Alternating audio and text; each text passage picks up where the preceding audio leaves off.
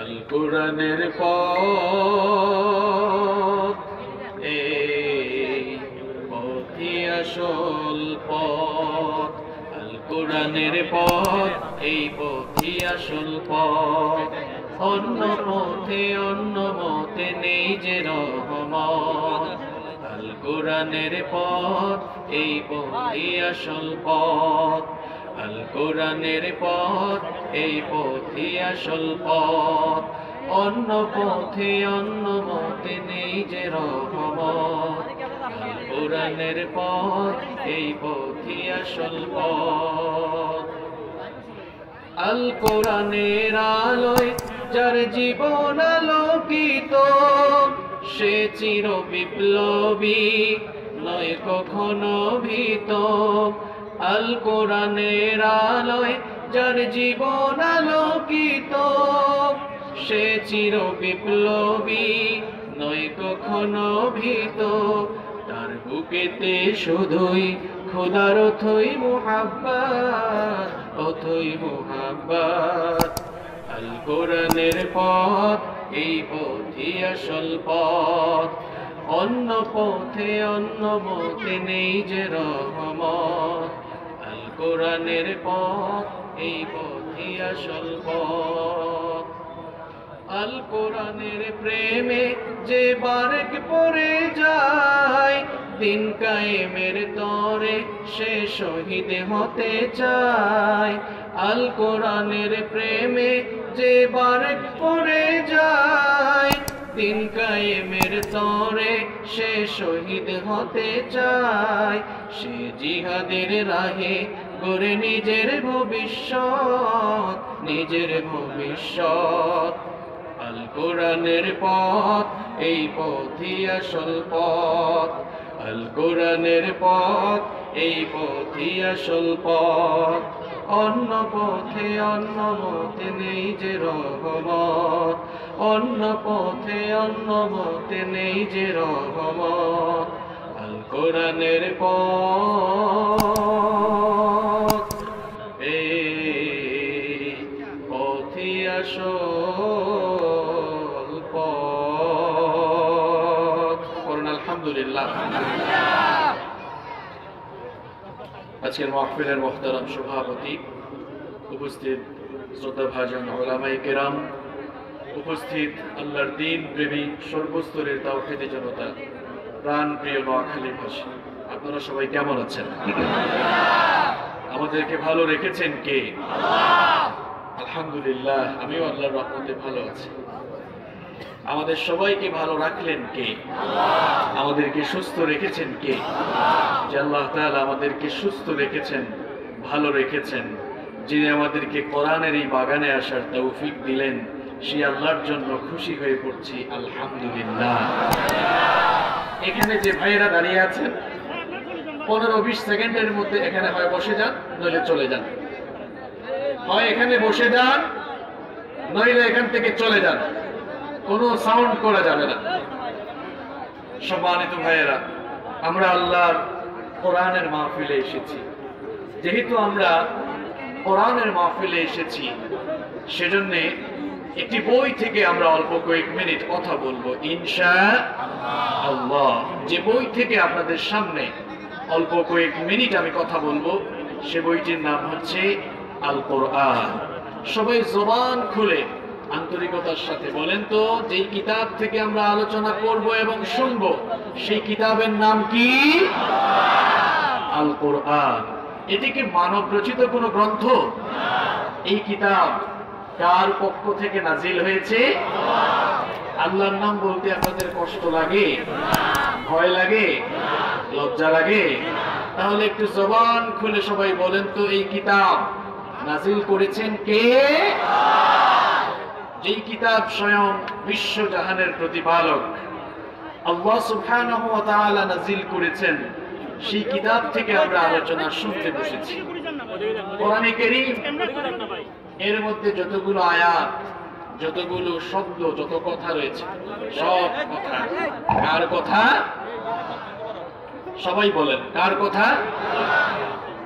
ওয়াহির এই জ্ঞান, এই জ্ঞানের কোনো সীমানা নেই। এর কোনো লিমিটেশন নেই। এখান থেকে কথা বললে কখনো শেষ করা যাবে। এজন্য আল্লাহ রাব্বুল আলামিন কোরআনে কারীমে খুব সুন্দর করে বলছেন, قُل لَّوْ كَانَ الْبَحْرُ مِدَادًا لِّكَلِمَاتِ رَبِّي لَنَفِدَ الْبَحْرُ قَبْلَ أَن تَنفَدَ كَلِمَاتُ رَبِّي وَلَوْ جِئْنَا بِمِثْلِهِ مَدَدًا।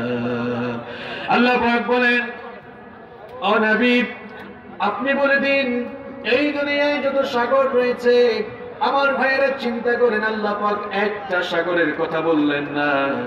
আল্লাহ পাক বললেন এই দুনিয়ায় যত সাগর রয়েছে, দুনিয়ার সকল সাগর আর মহাসাগরের পানি দিয়ে যদি কলমের কালি বানানো হয়, আর সেই কলমের কালি দিয়ে যদি তোমার রবের কথাগুলো লেখা শুরু হয়ে যায়, লিখতে লিখতে গোটা দুনিয়ার সকল কলমের কালি ফুরিয়ে যাবে, কিন্তু তোমার রবের কথাগুলো লিখে শেষ করা যাবে না। কারণ এই জ্ঞান কার পক্ষ থেকে এসেছে? এটি এমন একটি কিতাব যার অথেন্টিসিটি, যেই কিতাবের বিশুদ্ধতার সনদ দিয়েছেন স্বয়ং আল্লাহ। আলেম ওলামাদের বানানো কিতাব এটি নয়। এই কিতাব এসেছে কার পক্ষ থেকে? এই কিতাবের অথেন্টিসিটির ব্যাপারে আল্লাহ তাআলা শুরুতেই বলেছেন, যালিকাল কিতাব লা রাইবা ফি হুদাল লিল মুত্তাকিন। This is the book, the most authentic book in this world, whereof there is no doubt about it, and it's a guidance for those who are muttaqin. এটি এমন একটি কিতাব, এটি এমন একটি বই যার ভেতরে সন্দেহ কিংবা সংশয় আছে, এ ব্যাপারেও কেউ কোনো সন্দেহ বা সংশয় কখনো প্রকাশ করতে পারবে না। আল্লাহু আকবার। খোদাভীরু লোকদের জন্য এই কিতাবকে হেদায়েতের গাইডলাইন বানিয়ে নাযিল করেছেন কে? আল্লাহ। এখানে যারা দাঁড়িয়ে আছেন 10 সেকেন্ডের মধ্যে হয় এদেরকে বসায় দেন, তাহলে এখান থেকে বের করে দেন। এখান থেকে যেন কোনো সাউন্ড না আসে। এই আপনারা শুনেন না? এই এখানে দাঁড়িয়ে আছে কে? এদেরকে এখান থেকে সরিয়ে দেন, হয় সরিয়ে দেন অথবা বসায় দেন, কোনো সাউন্ড করা যাবে না। প্রিয় ভাইয়েরা, কোরআনের আলোচনা শুনতে এসেছে, এখানে কিছু আদব থাকার দরকার আছে না নাই? কয়েক মিনিট কথাই বলবো মাত্র, সেখানে যদি আলোচনার পরিবেশেই বিঘ্নতা ঘটে তাহলে তো আলোচনা করা যাবে না। এরা কি আলোচনা শুনতে এসেছে নাকি বিশৃঙ্খলা করতে এসেছে? সবাই বসে যান, আল্লাহ আমাদেরকে বুঝার তৌফিক দান করেন। এই কিতাবের মধ্যে কোনো ভুল নেই, কোনো সন্দেহ নেই, কোনো সংশয় নেই। এই কিতাবের ভুল ধরতে যারাই এসেছে তারা তাদের নিজের জীবনের ভুল খুঁজে পেয়েছে। আল্লাহু আকবার। প্রিয় ভাইয়েরা, আপনারা নিশ্চয়ই ডক্টর মরিস বুকাইলির নাম শুনেছেন। ফ্রান্সের বিখ্যাত surgeon professor doctor Morris Bucaille, তিনি এই কোরআনে কারীমের ভুল ধরার চেষ্টা করেছিলেন, কিন্তু এই লোকটা কোরআনের ভুল খুঁজতে এসে তার নিজের জীবনের ভুল খুঁজে হেদায়েতের আলো পেয়েছিল। সুবহানাল্লাহ পড়েন। 1981 থেকে 1995 সাল পর্যন্ত ফ্রান্সের প্রেসিডেন্ট ছিলেন ফ্রাঁসোয়া মিত্রা। তার শাসন আমলে 80-র দশকের শেষের দিকে ফ্রান্সের সরকার মিশরের গভর্নমেন্টের কাছে চিঠি পাঠালো, ফেরাউনের মরদেহকে প্রত্নতাত্ত্বিক গবেষণার জন্য তার মরদেহকে যেন, তার মমি করা সেই দেহকে যেন মিশরের রাজধানী কায়রো থেকে ফ্রান্সের রাজধানী প্যারিসে পাঠানো হয়। মিশরের সরকার রাজি হয়ে ফেরাউনের মরদেহকে প্যারিসে পাঠালো। ফ্রান্সের সরকার তার উচ্চপদস্থ সকল কর্মকর্তা কর্মচারীদেরকে দিয়ে ফেরাউনের লাশ, ফেরাউনের মমি করা দেহকে তারা প্যারিসে একটি এয়ারপোর্টে জাঁজালো প্যারেডের মাধ্যমে রিসিভ করলো। এরপরে তারা একটি হসপিটালের বিশেষ ইউনিটে ঢোকালো তার মরদেহকে প্রত্নতাত্ত্বিক গবেষণার জন্য। রিসার্চ টিমের প্রধান যিনি ছিলেন তিনি হচ্ছেন ফ্রান্সের বিখ্যাত surgeon professor doctor Morris Bucaille. তিনি এবার তার রিসার্চ টিম নিয়ে ফেরাউনের মরদেহ নিয়ে গবেষণা শুরু করলেন। গবেষণা করে তারা রেজাল্ট প্রকাশ করলেন যে ফেরাউনের মমি করা লাশের মধ্যে, দেহের মধ্যে লবণের কিছু অংশ পাওয়া গিয়েছে।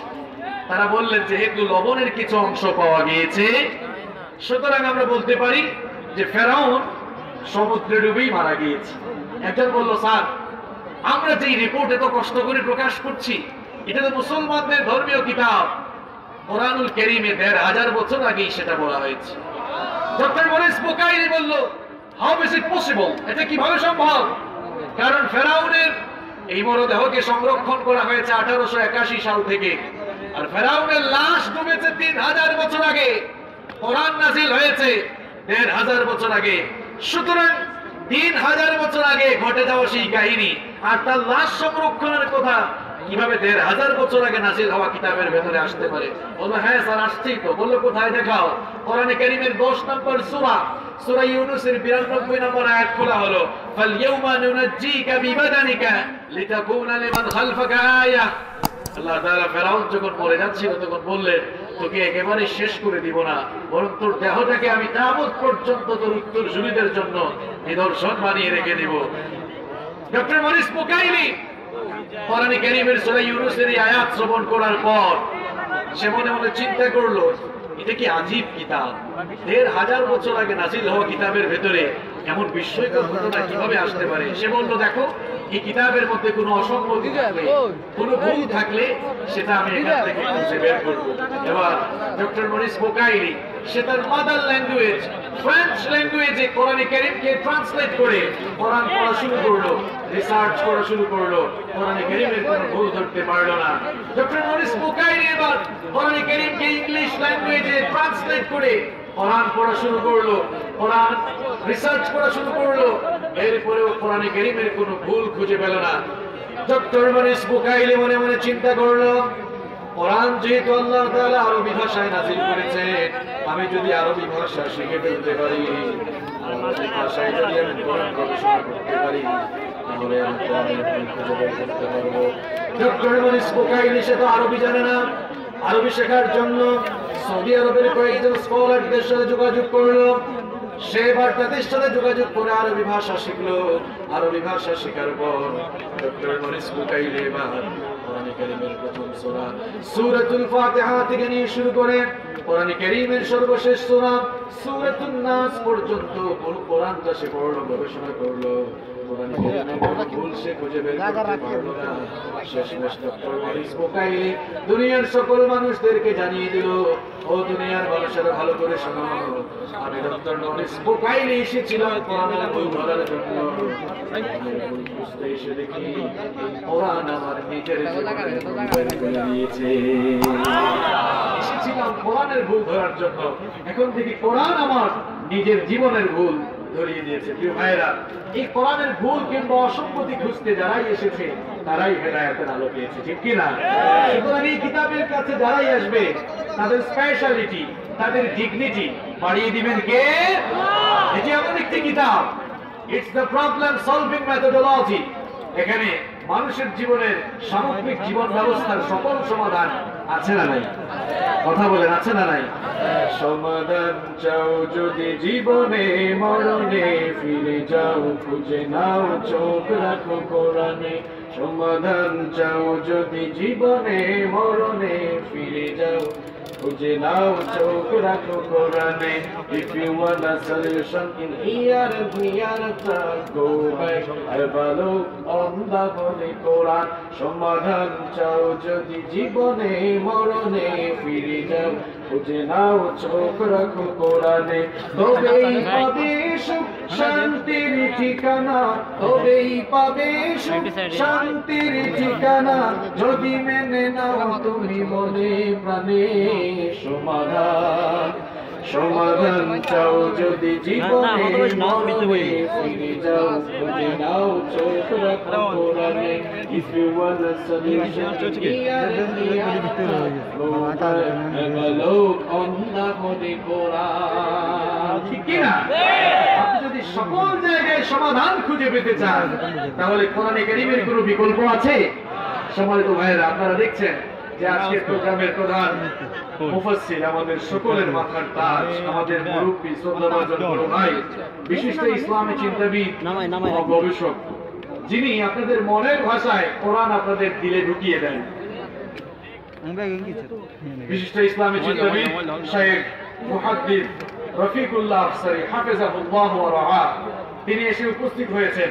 ইনশাআল্লাহ আমি অল্প কয়েক মিনিট কথা বলেই ভাইয়ের কাছে মাইক ছেড়ে দেব ইনশাআল্লাহ। ভাইরা, আমি কয়েকটি পয়েন্টের উপরে কথা বলেই আজকের আলোচনা শেষ করব। আল্লাহ তাআলা আমাদেরকে যে কিতাব দিয়েছেন, যদিও এই কিতাব নাজিল হয়েছে মধ্যযুগে, এই কিতাব মধ্যযুগে নাজিল হলেও একেবারে কিয়ামত পর্যন্ত মানুষের সকল চাওয়া পাওয়া পূরণকারী কিতাবের নাম হচ্ছে আল কোরআন। এই জন্য কোরআন এটাকে অত্যাধুনিক বললে ভুল হবে, এটাকে আধুনিক বললে ভুল হবে। কোরআনকে বলতে হবে অতি অত্যাধুনিক, কারণ মানুষের জীবনের এমন কোনো দিক বা বিভাগ নেই যা নিয়ে কোরআনে কারীমে আলোচনা হয় না। এখন সায়েন্স, ইনফরমেশন আর টেকনোলজির যুগ, তথ্য প্রযুক্তি আর বিজ্ঞানের চরম উৎকর্ষতার যুগে আমরা বসবাস করছি। বিজ্ঞানের এই উৎকর্ষতার যুগে বাস করে কেউ যদি বলে যে মধ্যযুগে নাজিল হওয়া এই কিতাব কোরআন এই যুগে চলতে পারে না, এমন কথা কেউ বলতে পারবে না। কারণ বর্তমান সময়ে বিজ্ঞান এবং প্রযুক্তি যত উন্নত, সমৃদ্ধ আর বিকশিত হচ্ছে, বিজ্ঞানের সেই থিওরিগুলো, বিজ্ঞানের সেই ইনোভেশন গুলো কোরআনের কাছে অতি পরিত্যক্ত এবং পরিত্যাজ্য হিসেবে প্রমাণিত হচ্ছে। কারণ বিজ্ঞানীরা নতুন নতুন যত আবিষ্কার মানুষের সামনে তুলে ধরছেন, দেখা যাচ্ছে সেই সকল আবিষ্কারের নিগুড় তথ্য আল্লাহ তাআলা ১৫০০ বছর আগে কোরআনে কারীমের মধ্যে সেগুলো তুলে দিয়েছেন। আল্লাহু আকবার। কোরআনে কারীমকে আপনারা কি মনে করেন? এটা শুধুমাত্র ধর্মীয় কোনো কিতাব নয়, it's the source of knowledge and science. এটি হচ্ছে জ্ঞান বিজ্ঞানের উৎস। বর্তমান বিজ্ঞান যে থিওরিগুলো মানুষের সামনে এখন তুলে ধরছে, কয়েকটা এক্সাম্পল আপনি শুনেন। কসমোলজি হচ্ছে সায়েন্স বা বিজ্ঞানের একটি শাখা। কসমোলজি হচ্ছে বিজ্ঞানের ওই শাখা যেখানে মহাবিশ্বের উৎপত্তি, গঠন, উপাদান ইত্যাদি বিষয়ে আলোচনা হয়। মহাবিশ্বের উৎপত্তি সম্পর্কে রিসার্চ করতে গিয়ে বিজ্ঞানীরা বলছেন যে এই যে মহাবিশ্ব জগৎ, বিশ্ব চরাচর, এই মহাবিশ্ব সৃষ্টির পূর্বে সবকিছু একত্রিত অবস্থায় ছিল। স্টিফেন হকিং এর বিগ ব্যাং থিওরির আলোকে বিজ্ঞানীরা মহাকাশ সৃষ্টি সম্পর্কে যে থিওরি মানুষের সামনে তুলে ধরেছেন, সেটার নাম হচ্ছে বিগ ব্যাং থিওরি। তারা বলছেন যে এই মহাবিশ্ব সৃষ্টির শুরুতে সবকিছু, অর্থাৎ আকাশ, জমিন, চন্দ্র, সূর্য, গ্রহ, নক্ষত্র, তারকাপুঞ্জ, সবকিছু সৃষ্টির শুরুতে পুঞ্জীভূত অবস্থায় ছিল, এক জায়গায় ছিল। এরপরে একটি মহাবিস্ফোরণ ঘটলো। মহাবিস্ফোরণ ঘটে যাওয়ার পর সকল সৃষ্টি পরস্পর সেপারেট হয়ে গেল। এই যে মহাবিস্ফোরণের মাধ্যমে যে ঘটনা ঘটলো, বিজ্ঞানীরা এর নাম দিয়েছেন বিগ ব্যাং থিওরি। মহাবিশ্বের উৎপত্তি সম্পর্কে মাত্র কয়েক বছর আগে বিজ্ঞান যে থিওরি গোটা দুনিয়ার সামনে উপস্থাপন করেছে, আল্লাহর কোরআনে আজ থেকে ১৫০০ বছর আগে কোরআনে কারীমের ২১ নম্বর সূরা সূরাতুল আম্বিয়া এর ৩০ নম্বর আয়াতে আল্লাহ পাক বিগ ব্যাং থিওরির কথা এভাবে বলেছেন, আওয়ালাম ইয়ারাল্লাযীনা কাফারু আন্নাস সামাওয়াতি ওয়াল আরদা কানাতা রাতকান ফাফাতাকনাহুমা। আল্লাহ পাক বলেন, অবিশ্বাসীরা কি দেখে না? আসমান সমূহ আর জমিন সৃষ্টির শুরুতে একত্রিত অবস্থায় ছিল, অতঃপর আমি আল্লাহ পাক আমার মহা ক্ষমতা বলে পরস্পরকে আলাদা করে দিলাম, সেপারেট করে দিলাম। কোরআনে কারীমের ৪১ নম্বর সূরা সূরা হামিম আস-সাজদা এর ১১ নম্বর আয়াতে আল্লাহ তাআলা আরো বিস্তারিত বললেন, সুম্মাস্তাওয়া ইলাস সামাই ওয়া হিয়া দুখানুন ফাকালা লাহা وللأرض ائتيا طوعا أو كرها قالتا آتينا طائعين। আল্লাহ পাক বলেন, মহাবিস্ফোরণের পর আকাশ তখন ধোঁয়াশাচ্ছন্ন ছিল, আকাশ তখন ধূম্রজাল ছিল। কোথাও আগুন লাগলে সেই জায়গায় ধোঁয়া হয় কি হয় না? আল্লাহ পাক বলেন, মহাশূন্যে যখন মহাবিস্ফোরণ ঘটলো, আকাশ তখন ধোঁয়াশাচ্ছন্ন হয়ে গেল, ধূম্রজাল হয়ে গেল। তখন আমি কুয়াশার জন্য আকাশের দিকে মনোনিবেশ করে আসমান আর জমিনকে অর্ডার করলাম, তোমরা পরস্পর সেপারেট হয়ে যাও। আকাশ আর জমিন তখন অনুগত হয়ে জবাব দিল, আলাতা আতাইনা তামিঈন, তারা বলল, আমাদের রব, তোমার নির্দেশ মেনে আমরা অনুগত হয়ে পরস্পর অস্তিত্বমান অবস্থায় ফিরে গেলাম। আল্লাহু আকবার। 1979 1979 সালে সৌদি আরবের রাজধানী রিয়াদে একটি কনফারেন্স হয়েছিল, যে কনফারেন্সের নাম ছিল মুক্তামার আশ-শাবাব, ইউথ কনফারেন্স। সেই ইউথ কনফারেন্সে যখন এই আয়াতটি তেলাওয়াত হলো, ইউনাইটেড স্টেট অফ আমেরিকার বিখ্যাত সায়েন্টিস্ট বালমার কনফারেন্স হলে দাঁড়িয়ে বললেন, স্টপ, থামো, এটা কিভাবে সম্ভব? কোন বই থেকে তোমরা এই থিওরি পড়ে শোনাচ্ছ? অল্প কিছুদিন আগে আমরা মাথার ঘাম পায়ে ফেলে রিসার্চ করে গবেষণা করে মহাবিশ্বের উৎপত্তি সম্পর্কে যে বিগ ব্যাং থিওরির ধারণা গোটা দুনিয়াবাসীর সামনে তুলে ধরেছি, তোমরা আবার কোন বই থেকে মহাবিশ্বের উৎপত্তির এই ধারণা দিচ্ছ? বলা হলো, এটি আমরা নিজেরা এই কথা বলছি না, বরং এটি হচ্ছে ১,৫০০ বছর আগে নাজিল হওয়া আল্লাহর কিতাব কোরআন। তখন বালমার বলেছিলেন ওই কনফারেন্স হলে, যেই তথ্যটি আমরা মাত্র কয়েক বছর আগে গবেষণা করে বের করেছি, ১,৫০০ বছর আগে মরুর বুকে একজন লোকের কাছে এই ধরনের সায়েন্টিফিক কিতাব আসা প্রমাণ করে এটি কোনো সাধারণ মানুষের বানানো কোনো কিতাব নয়, বরং এটি নিঃসন্দেহে আল্লাহর কাছ থেকে বানানো কিতাব। সুতরাং আমি আর গুমরাহিতে পড়ে থাকতে চাই না, আজ এই কনফারেন্স হলে সকলকে সাক্ষী রেখে কালেমা পড়ে মুসলমান হয়ে যেতে চাই। আল্লাহ আল্লাহর কোরআন নিয়ে যারাই রিসার্চ করেছে, যারাই গবেষণা করেছে, তারাই ইসলামের সুশীতল ছায়াতলে এসে আশ্রয় গ্রহণ করতে বাধ্য হয়েছে, ঠিক কিনা? আমার যুবক আর তরুণ ভাইয়েরা, তোমরা যারা স্কুলে পড়ছো, কলেজে পড়ছো, বিশ্ববিদ্যালয়ে পড়ছো, তোমাদের সিলেবাসে তো কোরআন বোঝার কোনো উপায় নাই। তোমরা পড়াশোনা শেষ করে কিংবা সায়েন্সে পড়লে তোমরা তো মনে করো হামসে বড় কোন হ্যাঁ, আমার থেকে বড় আছে নাকি? আমি তো সায়েন্সে পড়ি, আমি ত্রিপুরীতে পড়ি, ইডিতে পড়ি, মেডিকেল সায়েন্সে পড়ি, তো কি হয়েছে? এত বড়াই কেন তোমার? তোমার বিজ্ঞান যে থিওরিগুলো আজ দিচ্ছে, আল্লাহ তাআলা তার দেওয়া কিতাব কোরআনের ভেতরে সেই সায়েন্টিফিক থিওরিগুলো ১,৫০০ বছর আগে দিয়েছেন। সুবহানাল্লাহ। আমি তো কোরআনিক সায়েন্সের ছাত্র ছিলাম, এজন্য অনার্স এবং মাস্টার্সে কোরআন এবং বিজ্ঞান নিয়ে গবেষণার সুযোগ হয়েছে। আর গবেষণা করতে গিয়ে দেখেছি আল্লাহর কোরআনে ৬,৫০০-এর বেশি আয়াত রয়েছে, তার মধ্যে ১,০০০-এর উপরে আয়াত আল্লাহ তাআলা শুধু বিজ্ঞানের থিওরির ব্যাপারে দিয়েছেন। আল্লাহু আকবার। সুতরাং আজ যারা বলে যে এটি মধ্যযুগীয় নাজিল হওয়া কিতাব, আর আলেম ওলামাদের কথা শুনলে যারা বলে এগুলা মধ্যযুগীয় মোল্লাদের কথা, আমরা বলতে চাই এটা মধ্যযুগীয় মোল্লাদের কোনো কথা নয়, বরং কিয়ামত পর্যন্ত যত যুগ আসবে, যত কাল আসবে, যত জেনারেশন আসবে, সকল জেনারেশন, সকল যুগ এবং কালে চাহিদা মেটাবার জন্য চাহিদা সম্পন্ন করে আল্লাহ তাআলা তার এই কিতাব নাজিল করেছেন। আল্লাহু আকবার করেন।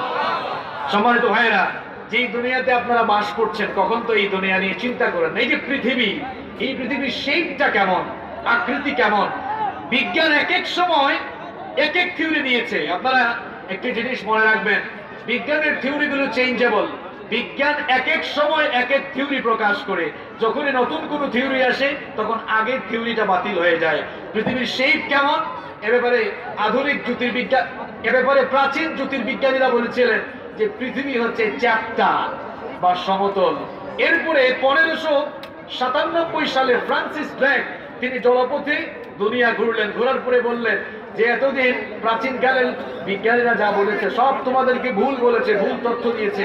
আমি ঘুরে ঘুরে দেখেছি পৃথিবী হচ্ছে গোলাকার।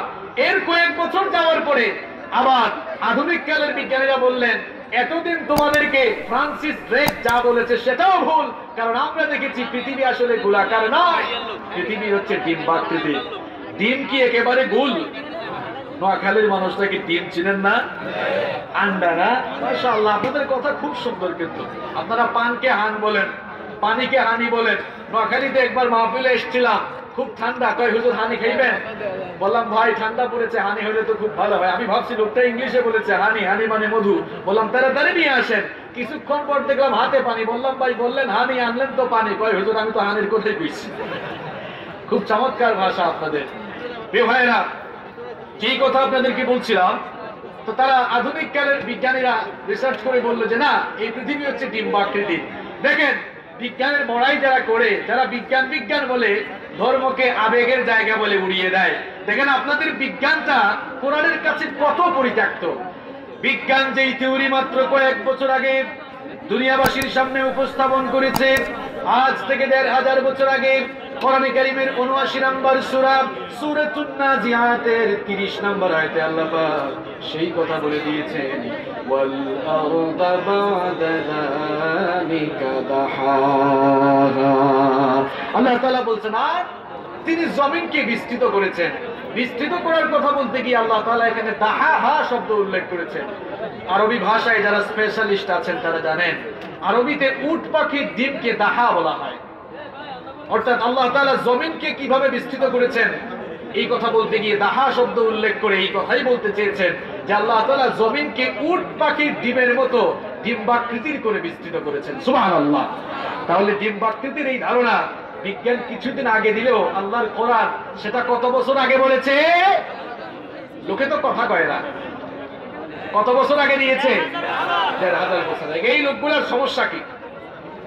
এই লোকগুলোর সমস্যা কি? যারা এখানে দাঁড়িয়ে আছে এদেরকে বসায় দেন।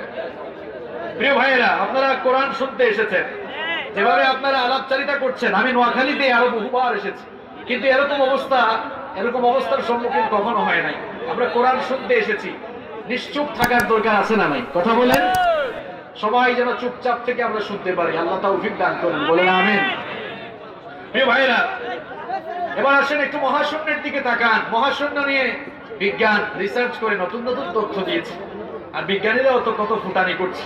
দেখেন সেই তথ্যগুলো কোরআনের কাছে কত পুরাতন, কত পরিত্যক্ত। যে আকাশ আমরা মাথার উপরে দেখি, the sky has been built as a roof for the protection of the earth. আসমানকে আল্লাহ তাআলা সুরক্ষিত ছাদ বানিয়েছেন এই পৃথিবীকে বসবাসের উপযোগী করার জন্য। আর আসমানকে আল্লাহ তাআলা মহাশূন্যে একেবারে শূন্যের উপরে ঝুলিয়ে রেখেছেন। যে প্যান্ডেলের নিচে আপনারা বসেছেন, এই প্যান্ডেলকে সুন্দরভাবে স্থাপন করার জন্য এই প্যান্ডেলে অনেক খুঁটি আছে না? দেখেন জনমের মতো খুঁটি লাগাইছে, কত খুঁটি হিসাব করে শেষ করা যাবে না। আপনাদের বাসায়ও পিলার আছে, বাড়িতে পিলার আছে না? এত বিশাল আসমান মাথার উপরে কোন পিলার আছে? আল্লাহ রাব্বুল আলামিন কোরআনে কারীমের 13 নম্বর সূরাতুর রা'দের 2 নম্বর আয়াতে বড় সুন্দর করে বলছেন, আল্লাহুল্লাযী রাফা'আস সামাওয়াতি বিগাইরি আমাদিন তারাউনাহা সুম্মা ইসতাওয়া আলাল আরশ। তোমাদের মাথার উপরে, শূন্যের উপরে দৃশ্যমান কোন পিলার ছাড়া, দৃশ্যমান কোন খুঁটি ছাড়া শূন্যের উপরে আসমান যিনি স্থাপন করেছেন তিনি হচ্ছেন আল্লাহ। তিনি কে? কোন খুঁটি নাই। আবার আসমান আল্লাহ কিভাবে বানালেন? পৃথিবীর মানুষগুলো যেন সুরক্ষিতভাবে দুনিয়ায় বাস করতে পারে। এই পৃথিবীর মানুষ, উদ্ভিদকুল আর প্রাণীকুল যেন পৃথিবীতে সুরক্ষিত হয়ে বসবাস করে। এজন্য আল্লাহ পাক কি করলেন দেখেন, কোরআনে কারীমের 21 নম্বর সূরাতুল আম্বিয়া এর 32 নম্বর আয়াতে আল্লাহ তাআলা বলছেন, ওয়াজাআলনাস সামাআ সাকফান মাহফুজা ওয়া হুম আন আয়াতিহা মুরিদুন। আল্লাহ পাক বলেন, আকাশের পানে তাকাও, দেখো তোমাদের সুরক্ষার জন্য আমি আসমানকে সুরক্ষিত ছাদ বানিয়েছি। 20 শতাব্দীতে বিজ্ঞানীরা আল্লাহর কোরআনের এই কথাটা প্রমাণ করে দিয়েছে।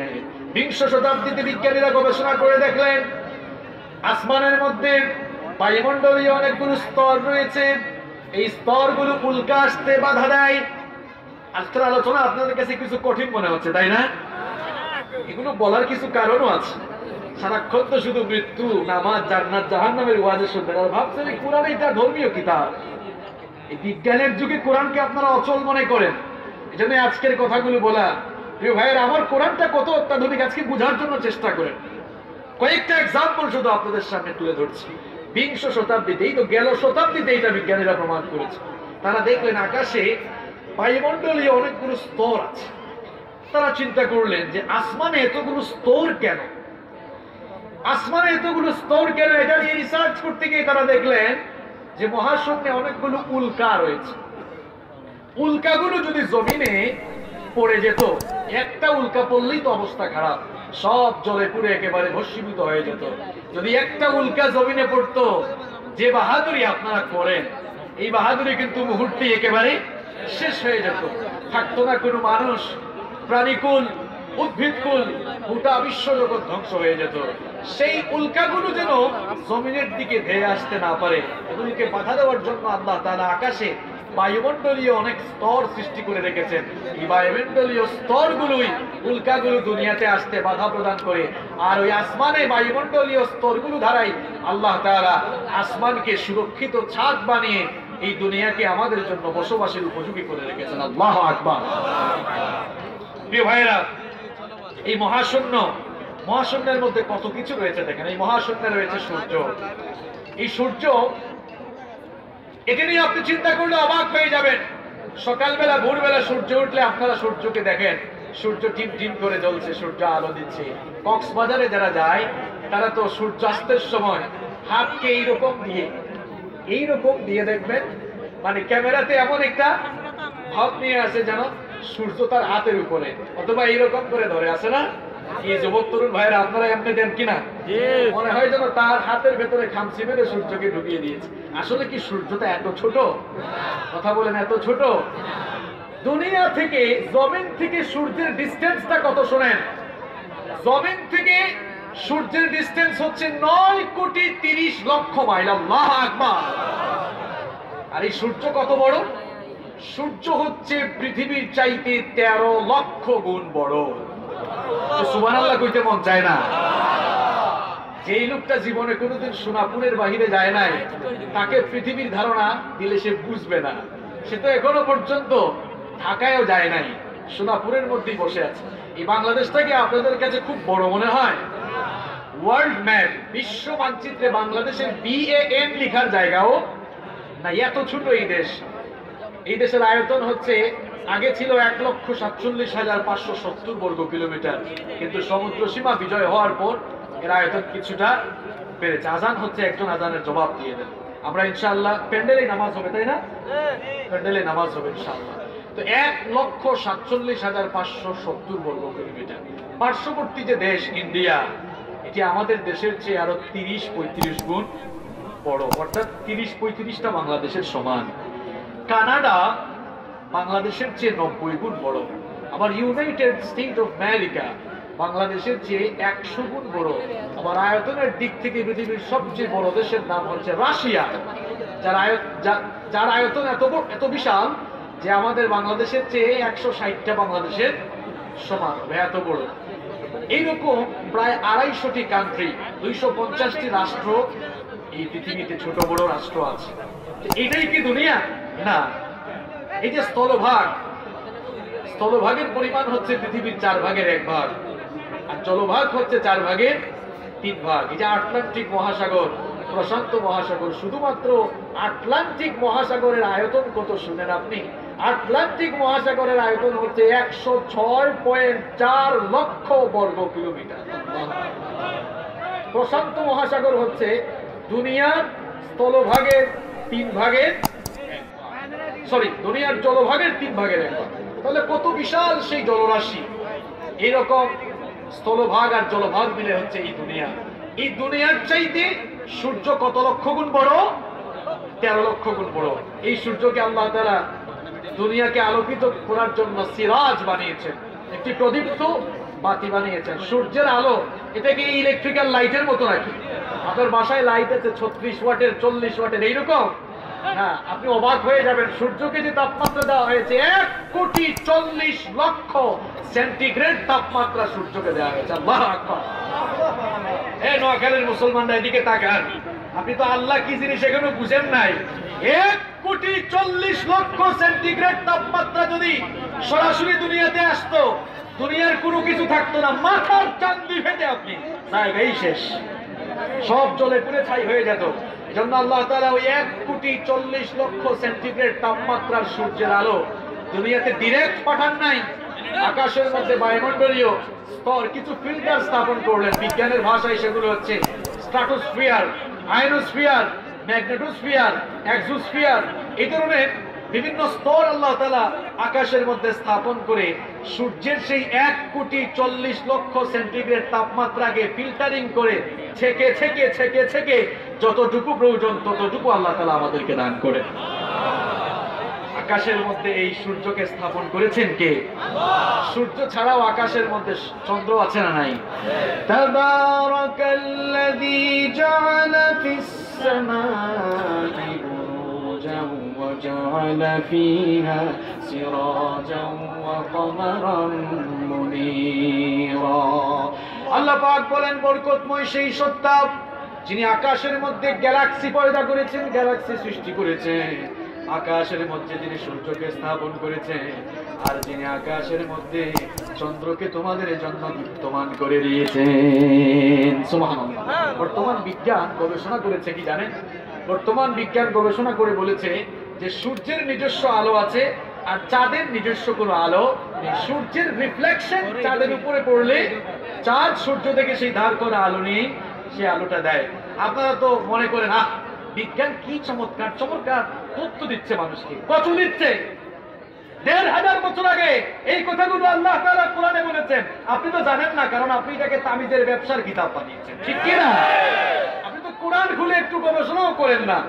আউযুবিল্লাহ বিসমিল্লাহ শুদ্ধ করে বলতে পারেন না, আউযুবিল্লাহ বিসমিল্লাহ শুদ্ধ করে বলতে পারে না, আবার আউযুবিল্লাহ বিসমিল্লাহ ওয়ালাদের ভুল ধরে আছে না নাই? এটি তো খুব দুঃখজনক। আউযুবিল্লাহ বিসমিল্লাহ শুদ্ধ করে বলতে পারে না, আউযুবিল্লাহ বিসমিল্লাহ ওয়ালাদের ভুল ধরে। আল্লাহ এই জাতির লোকদেরকে হেদায়েত দান করেন, বলেন আমিন।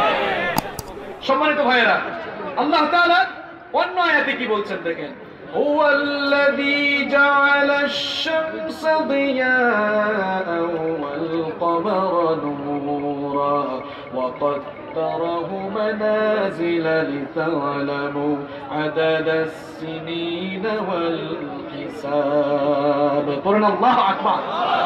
আল্লাহ তাআলা বলছেন তিনি সেই সত্তা যিনি সূর্যকে তোমাদের জন্য প্রদীপ আর চন্দ্রকে দীপ্তমান বানিয়েছে। একটু খেয়াল করেন, এখানে সূর্য চন্দ্র দুটোই কিন্তু আলো দেয়। তো আল্লাহ তাআলা চাইলে একটি শব্দ ব্যবহার করে এই দুটাকে বোঝাতে পারতেন। সূর্যের বেলায় আল্লাহ তাআলা দিয়া শব্দ ব্যবহার করেছেন, আর চন্দ্রের বেলায় নূর শব্দ ব্যবহার করেছেন। এখানে ওলামায়ে কিরাম যারা আছেন তারা জানবেন, আরবি অভিধানগুলো খুলে দেখবেন। দিয়া বলা হয় যার নিজস্ব আলো আছে, আর মুনির আবার নূর বলা হয় যার নিজের আলো নেই, যে অন্যের কাছ থেকে আলো ধার করে নেয়, কিংবা যার উপরে অন্যের আলো প্রতিফলিত হয়, আরবি ভাষায় সেটাকে মুনিরা বলা হয়। এজন্য আল্লাহ তাআলা এই কথাগুলো ১,৫০০ বছর আগেই বলে দিয়েছেন যে চাঁদের যে আলো রয়েছে সেটা তার নিজস্ব আলো নয়, সে অন্য থেকে ধার করে। এজন্য আল্লাহ তাআলা চাঁদের ব্যাপারে কথা বলতে গিয়ে নূর বা মুনিরা বলেছেন, আর সূর্যের কথা বলতে গিয়ে সূর্যের সাথে আল্লাহ তাআলা দিয়া শব্দ ব্যবহার করেছেন। আল্লাহু আকবার। দেখেন আপনারা, 1969 সালের 21শে জুলাই অ্যাপোলো 11 নভোযানে করে যখন মাইকেল কলিন্স, এডউইন অলড্রিন এবং নীল আর্মস্ট্রং চাঁদে গিয়েছিলেন, জানেন না আপনারা? এরা চাঁদে গমনের পর পৃথিবীর মানুষকে এসে জানিয়েছে যে চাঁদের মধ্যে ফাটল রয়েছে। এর আগে দুনিয়ার মানুষ চাঁদে যে ফাটল রয়েছে এটা তারা জানতো না। 1957 সালে প্রথম মহাকাশ অভিযান শুরু হয়, আর সফলতা পেয়েছিল 1969। 1969 সালের 21শে জুলাই অ্যাপোলো 11 নভোযানে করে তিনজন বন্ধু এডউইন অলড্রিন, মাইকেল কলিন্স এবং নীল আর্মস্ট্রং এরা চাঁদে গমন করে চাঁদের ফাটল দেখে এসে বলল, নতুন তথ্য নিয়ে এসেছি তোমাদের জন্য। চাঁদের মধ্যে কি রয়েছে? দুনিয়ার মানুষকে চন্দ্র দ্বিখণ্ডিতকরণের যেই কথা বিজ্ঞানীরা মাত্র কয়েক বছর আগে জানিয়েছে, ১,৫০০ বছর আগে সেই সায়েন্টিফিক থিওরি কোরআনে কারীমে সূরাতুল কমারের মধ্যে আল্লাহ পাক সুন্দর করে বলে দিয়েছেন।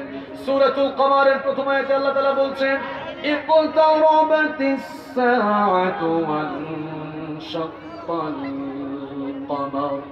কিয়ামতের সময় নিকটবর্তী হয়েছে, আর চাঁদ দুই ভাগ হয়ে গিয়েছে। চাঁদ কিভাবে দুই ভাগ হয়েছিল এবার শুনেন। আমার নবী মুহাম্মদ পড়েন সাল্লাল্লাহু আলাইহি ওয়াসাল্লাম যখন আল্লাহর দ্বীনের দাওয়াত শুরু করেছেন, মক্কার কাফের মুশরিকগুলো বলল, ওগো মুহাম্মদ, তুমি যে নবুয়তের দাওয়াত দাও, তুমি যে রিসালাতের দাওয়াত দাও, তুমি যদি সত্যিকার অর্থেই নবী হয়ে থাকো আকাশের চাঁদটাকে 2 ভাগ করে দেখাও। আল্লাহর নবী বিচলিত হয়ে গেলেন। আল্লাহ তাআলা তার নবীকে লক্ষ্য করে বললেন, ওগো আমার নবী, ফ্রাস্ট্রেট হওয়ার কোনো কারণ নাই, বিচলিত হওয়ার কোনো কারণ নাই। আপনি শুধুমাত্র আপনার এই শাহাদাত আঙ্গুল দিয়ে আকাশের ওই চাঁদের দিকে ইশারা করেন, দেখবেন আমার হুকুম মতোই কাম হয়ে যাবে। আল্লাহর নবী এবার তার শাহাদাত আঙ্গুল যখন ওই চাঁদের পানে ইশারা করলেন, আল্লাহর হুকুমে আকাশের চাঁদ তখন 2 ভাগ হয়ে গেল। চন্দ্র দ্বিখণ্ডিতকরণের সেই সত্যতাও বিজ্ঞান কয়েক বছর আগে জেনেছে। যেই থিওরিটি আল্লাহর কোরআন 1500 বছর আগে দুনিয়াবাসীর সামনে তুলে ধরেছে। সুবহানাল্লাহ পড়েন। প্রিয় ভাইরা, বিজ্ঞানীদের মধ্যে একটা খেলাখেলি ছিল, সূর্য ঘুরে নাকি পৃথিবী ঘুরে। প্রাচীনকালের বিজ্ঞানীরা বলতেন, বিশেষ করে এটা টলেমি বলেছিল, টলেমি বলেছিল, শোনো হয়তো কিলাকিলি করিও না, আমি রিসার্চ করে দেখেছি পৃথিবী স্থির আর সূর্য ঘুরে, পৃথিবীকে কেন্দ্র করে সূর্য ঘুরছে। 1512 সালে নিকোলাস কোপারনিকাস এসে বলল, এই টলেমি যা বলছে সব ভুয়া, এটা চিটিং।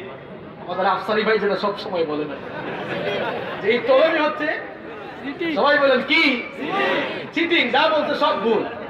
আমি এখন দেখেছি আসলে সূর্য ঘুরে, পৃথিবীও ঘুরে, আমিও ঘুরি, তুমিও ঘুরো, সবকিছুই ঘুরে।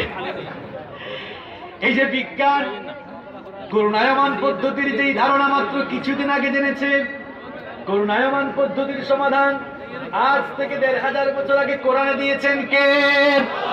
কোরআনে কারীমের বিজ্ঞানময় সূরা সূরা ইয়াসিনের মধ্যে আল্লাহ তাআলা বলেছেন, ওয়াশ-শামসু তাজরি লিমুস্তাকাররিন লাহা যালিকা তাকদীরুল আজিজিল আলীম ওয়াল কমারা قدرناه منازل حتى عاد كالعرجون القديم لا الشمس ينبغي لها أن تدرك القمر ولا الليل سابق النهار وكل في فلك يسبحون।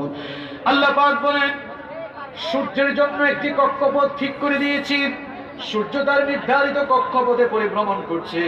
চন্দ্রের জন্য একটি মঞ্জিল ঠিক করে দিয়েছি, চন্দ্র সেই মঞ্জিলে পরিভ্রমণ করছে।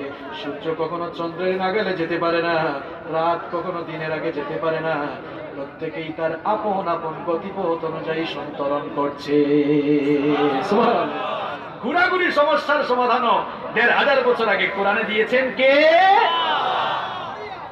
বেশি কথা বলবো না, 2টা পয়েন্ট বলবো, শুনবেন তো? 2টা পয়েন্ট বলেই যেই কথা আজকে বলতে চেয়েছি সেই কথা বলে আলোচনা শেষ করবো ইনশাআল্লাহ। বড় ভাইকে রেখে আসলে আলোচনা করে এটা বেয়াদবি হয়ে যাচ্ছে। প্রিয় ভাইরা, দেখেন যেই জমিনে আমরা বসবাস করি, এই জমিন, আপনারা তো শুধু এই জমিনের উপর দিয়ে চলাফেরা করেন, আরে কত দম্ভ ভরে আমরা চলাফেরা করি। নিজে একটু টাকা পয়সার মালিক হয়ে গেলে মনে করে সব ক্ষমতা তো আমারই, সিটিংবাজি শুরু হয়ে যায়, আছে না নাই? একটু চিন্তাও করে না, এই দুনিয়াটাকে আল্লাহ বসবাসের জন্য কিভাবে বানালেন? এই দুনিয়াকে আল্লাহ তাআলা বসবাসের জন্য, আমাদের বসবাসের জন্য এই দুনিয়াটাকে বিছানার মতো সমতল করে দিলেন। ফিরাশ, আল্লাহ তাআলা বলছেন ফিরাশা, বিছানার মতো আমি সমতল করে দিলাম, জমিনটা যেন হেলাদুলা না করে, নড়াচড়া না করে, এই জন্য জমিনের উপরে আমি পেরেক গেড়ে দিলাম। জমিনের উপরে পেরেক গিয়ে দিয়ে জমিনটাকে আমি চিরদিনের জন্য টাইট শক্ত করে দিলাম। সুবহানাল্লাহ। ওয়া আলকা ফিল আরদি রাওয়াসিয়ান, জমিনের উপরে পাহাড় পর্বতকে আমি পেরেকের মতো গেড়ে দিয়ে জমিনটাকে শক্ত করলাম। নোয়াখালীর ভাইয়েরা, পেরেক বুঝেন তো আপনারা? পেরেককে আপনাদের এলাকায় আঞ্চলিক ভাষায় আপনারা কি বলেন?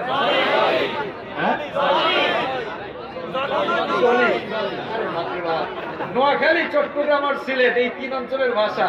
চট্টগ্রামে গেলে বলে আল কোরআনের পথ, এই পথই আসল পথ, আল কোরআনের পথ, এই পথই আসল পথ, অন্য পথে অন্য মতে নেই যে রহমত, আল কোরআনের পথ, এই পথই আসল পথ। আল কোরআনের পথ, এই পথই আসল পথ। অন্য পথে অন্য মতে নেই যে রহমত। আল কোরআনের পথ, এই পথই আসল পথ। আল কোরআনের আলোয় যার জীবন আলোকিত, সে চির বিপ্লবী, নয় কখনো ভীত। আল কোরআনের আলোয় যার জীবন আলোকিত, সে চির বিপ্লবী, নয় কখনো ভীত। তার বুকেতে শুধুই খোদার অথই মুহাব্বত, অথই মুহাব্বত। আল কোরআনের পথ, এই পথই আসল পথ। অন্য পথে অন্য মতে নেই যে রহমত। আল কোরআনের পথ, এই পথই আসল পথ। আল কোরআনের প্রেমে যে বারেক পড়ে যায়, দিন কায়েমের তরে সে শহীদ হতে চায়। আল কোরআনের প্রেমে যে বারেক পড়ে যায়, দিন কায়েমের তরে সে শহীদ হতে চায়। সে জিহাদের রাহে গড়ে নিজের ভবিষ্যৎ, নিজের ভবিষ্যৎ। আল কোরআনের পথ, এই পথই আসল পথ। আল কোরআনের পথ, এই পথই আসল পথ। অন্য পথে অন্য মতে নেই যে রহমত। অন্য পথে অন্য মতে নেই যে রহমত। আল কোরআনের পথ, এই পথই আসল পথ। করুন আলহামদুলিল্লাহ।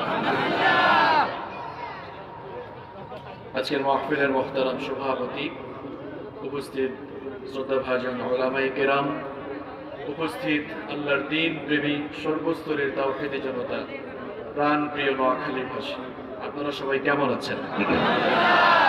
আমাদেরকে ভালো রেখেছেন কে? আলহামদুলিল্লাহ, আমিও আল্লাহর রহমতে ভালো আছি।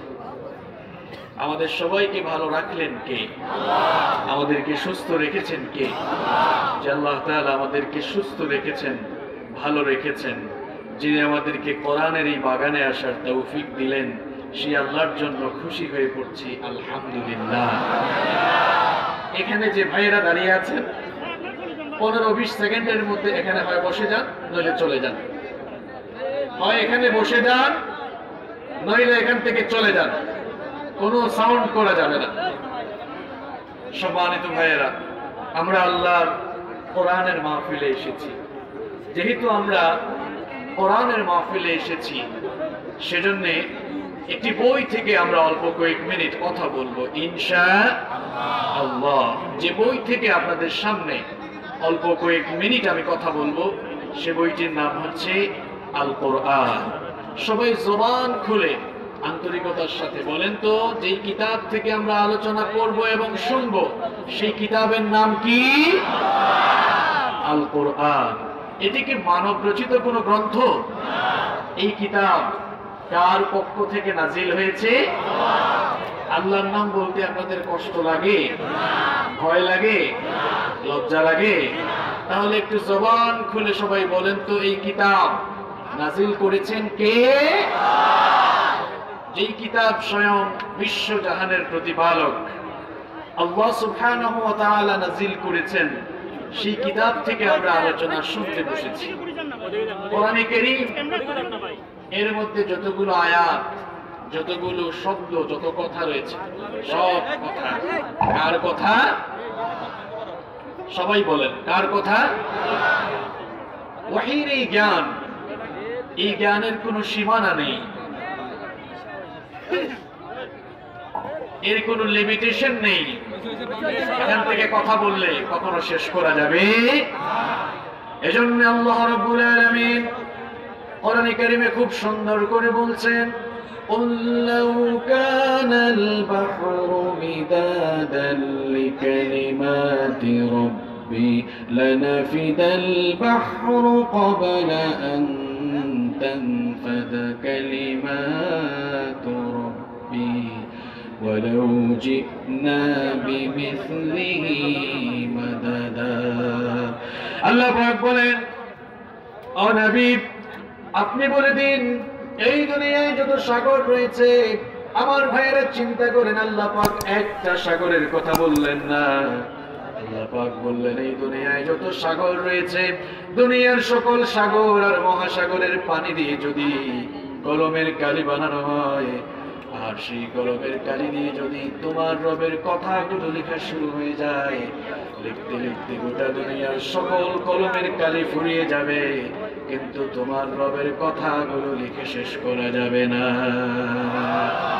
কারণ এই জ্ঞান কার পক্ষ থেকে এসেছে এটি এমন একটি কিতাব যার অথেন্টিসিটি যেই কিতাবের বিশুদ্ধতার সনদ দিয়েছেন স্বয়ং আলেম ওলামাদের বানানো কিতাব এটি নয় এই কিতাব এসেছে কার পক্ষ থেকে এই কিতাবের অথেন্টিসিটির ব্যাপারে আল্লাহ তাআলা শুরুতেই বলেছেন যালিকাল কিতাব লা রাইবা ফি হুদাল লিল মুত্তাকিন this is the book the most authentic book in this world whereof there is no doubt about it and it's a guidance for those who are muttaqin এটি এমন একটি কিতাব এটি এমন একটি বই যার ভেতরে সন্দেহ কিংবা সংশয় আছে এ ব্যাপারেও কেউ কোনো সন্দেহ বা সংশয় কখনো প্রকাশ করতে পারবে না আল্লাহু আকবার খোদাভীরু লোকদের জন্য এই কিতাবকে হেদায়েতের গাইডলাইন বানিয়ে নাযিল করেছেন কে আল্লাহ এখানে যারা দাঁড়িয়ে আছেন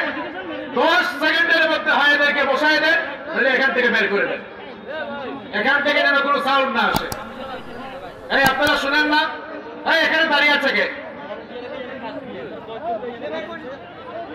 এদেরকে এখান থেকে সরিয়ে দেন হয় সরিয়ে দেন অথবা বসায় দেন কোনো সাউন্ড করা যাবে না প্রিয় ভাইয়েরা কোরআনের আলোচনা শুনতে এসেছে এখানে কিছু আদব থাকার দরকার আছে না নাই কয়েক মিনিট কথাই বলবো মাত্র সেখানে যদি আলোচনার পরিবেশেই বিঘ্নতা ঘটে তাহলে তো আলোচনা করা যাবে না এরা কি আলোচনা শুনতে এসেছে নাকি বিশৃঙ্খলা করতে এসেছে সবাই বসে যান আল্লাহ আমাদেরকে বুঝার তৌফিক দান করেন এই কিতাবের মধ্যে কোনো ভুল নেই কোনো সন্দেহ নেই কোনো সংশয় নেই এই কিতাবের ভুল ধরতে যারাই এসেছে তারা তাদের নিজের জীবনের ভুল খুঁজে পেয়েছে আল্লাহু আকবার প্রিয় ভাইয়েরা আপনারা নিশ্চয়ই ডক্টর মরিস বুকাইলির নাম শুনেছেন ফ্রান্সের বিখ্যাত surgeon professor doctor Morris Bucaille তিনি এই কোরআনে কারীমের ভুল ধরার চেষ্টা করেছিলেন কিন্তু এই লোকটা কোরআনের ভুল খুঁজতে এসে তার নিজের জীবনের ভুল খুঁজে হেদায়েতের আলো পেয়েছিল সুবহানাল্লাহ পড়েন 1981 থেকে 1995 সাল পর্যন্ত ফ্রান্সের প্রেসিডেন্ট ছিলেন ফ্রাঁসোয়া মিত্রান তার শাসন আমলে 80 দশকের শেষের দিকে ফ্রান্সের সরকার মিশরের গভর্নমেন্টের কাছে চিঠি পাঠালো ফেরাউনের মরদেহকে প্রত্নতাত্ত্বিক গবেষণার জন্য তার মরদেহকে যেন তার মমি করা সেই দেহকে যেন মিশরের রাজধানী কায়রো থেকে ফ্রান্সের রাজধানী প্যারিসে পাঠানো হয় মিশরের সরকার রাজি হয়ে ফেরাউনের মরদেহকে প্যারিসে পাঠালো ফ্রান্সের সরকার তার উচ্চপদস্থ সকল কর্মকর্তা কর্মচারীদেরকে দিয়ে ফেরাউনের লাশ ফেরাউনের মমি করা দেহকে তারা প্যারিসে একটি এয়ারপোর্টে জাজালো প্যারেডের মাধ্যমে রিসিভ করলো এরপরে তারা একটি হসপিটালের বিশেষ ইউনিটে ঢোকালো তার মরদেহকে প্রত্নতাত্ত্বিক গবেষণার জন্য রিসার্চ টিমের প্রধান যিনি ছিলেন তিনি হচ্ছেন ফ্রান্সের বিখ্যাত surgeon professor doctor Morris Bucaille তিনি এবার তার রিসার্চ টিম নিয়ে ফেরাউনের মরদেহ নিয়ে গবেষণা শুরু করলেন গবেষণা করে তারা রেজাল্ট প্রকাশ করলেন যে ফেরাউনের মমি করা লাশের মধ্যে দেহের মধ্যে লবণের কিছু অংশ পাওয়া গিয়েছে তারা বললেন যেহেতু লবণের কিছু অংশ পাওয়া গিয়েছে সুতরাং আমরা বলতে পারি যে ফেরাউন সমুদ্রে ডুবেই মারা গিয়েছে একজন বলল স্যার আমরা যে রিপোর্ট এত কষ্ট করে প্রকাশ করছি এটা তো মুসলমানদের ধর্মীয় কিতাব কোরআনুল কারীমে ১৫০০ বছর আগেই সেটা বলা হয়েছে ডক্টর মরিস বুকাইলি বলল হাউ ইজ ইট পসিবল? এটা কিভাবে সম্ভব? কারণ ফেরাউনের এই মরদেহকে সংরক্ষণ করা হয়েছে 1881 সাল থেকে, আর ফেরাউনের লাশ ডুবেছে 3000 বছর আগে, কোরআন নাজিল হয়েছে 1500 বছর আগে। সুতরাং 3000 বছর আগে ঘটে যাওয়া সেই কাহিনী আর তার লাশ সংরক্ষণের কথা কিভাবে 1500 বছর আগে নাজিল হওয়া কিতাবের ভেতরে আসতে পারে? বললো হ্যাঁ স্যার আসছেই তো। বললো কোথায় দেখাও? কোরআনে কারীমের 10 নম্বর সূরা, সূরা ইউনূসের 92 নম্বর আয়াত খোলা হলো, ফালইয়াউমা নুনাজ্জিকা বিবাদানিকা লিতাকুনা লিমান খালফাকা আয়া। আল্লাহ তাআলা ফেরাউন যখন মরে যাচ্ছিল তখন বললেন, তোকে একেবারে শেষ করে দিব না, বরং তোর দেহটাকে আমি কিয়ামত পর্যন্ত তোর উত্তরসূরিদের জন্য নিদর্শন বানিয়ে রেখে দেব। ডক্টর মরিস বুকাইলি কোরআনে কারীমের সূরা ইউনূসের এই আয়াত শ্রবণ করার পর সে মনে মনে চিন্তা করলো, এটা কি আজীব কিতাব, 1500 বছর আগে নাজিল হওয়া কিতাবের ভেতরে এমন বিস্ময়কর ঘটনা কিভাবে আসতে পারে? সে বলল, দেখো এই কিতাবের মধ্যে কোনো অসঙ্গতি থাকলে, কোনো ভুল থাকলে সেটা আমি এখান থেকে খুঁজে বের করব। এবার ডক্টর মরিস বুকাইলি সে তার মাদার ল্যাঙ্গুয়েজ ফ্রেঞ্চ ল্যাঙ্গুয়েজে কোরআনে কারীমকে ট্রান্সলেট করে কোরআন পড়া শুরু করলো, রিসার্চ করা শুরু করলো, কোরআনে কারীমের কোনো ভুল ধরতে পারলো না। ডক্টর মরিস বুকাইলি এবার কোরআনে কারীমকে ইংলিশ ল্যাঙ্গুয়েজে ট্রান্সলেট করে কোরআন পড়া শুরু করলো, কোরআন রিসার্চ করা শুরু করলো, এরপরেও কোরআনে কারীমের কোনো ভুল খুঁজে পেল না।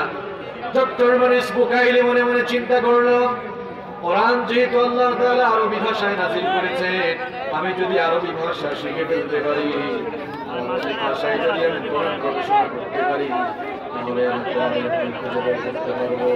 ডক্টর মরিস বুকাইলি সে তো আরবি জানে না, আরবি শেখার জন্য সৌদি আরবের কয়েকজন স্কলারদের সাথে যোগাযোগ করলো। সে এবার তাদের সাথে যোগাযোগ করে আরবি ভাষা শিখলো। আরবি ভাষা শেখার পর ডক্টর মরিস বুকাইলি এবার কোরআনে কারীমের প্রথম সূরা সূরাতুল ফাতিহা থেকে নিয়ে শুরু করে কোরআনে কারীমের সর্বশেষ সূরা সূরাতুন নাস পর্যন্ত পুরো কোরআনটা সে পড়লো, গবেষণা করলো।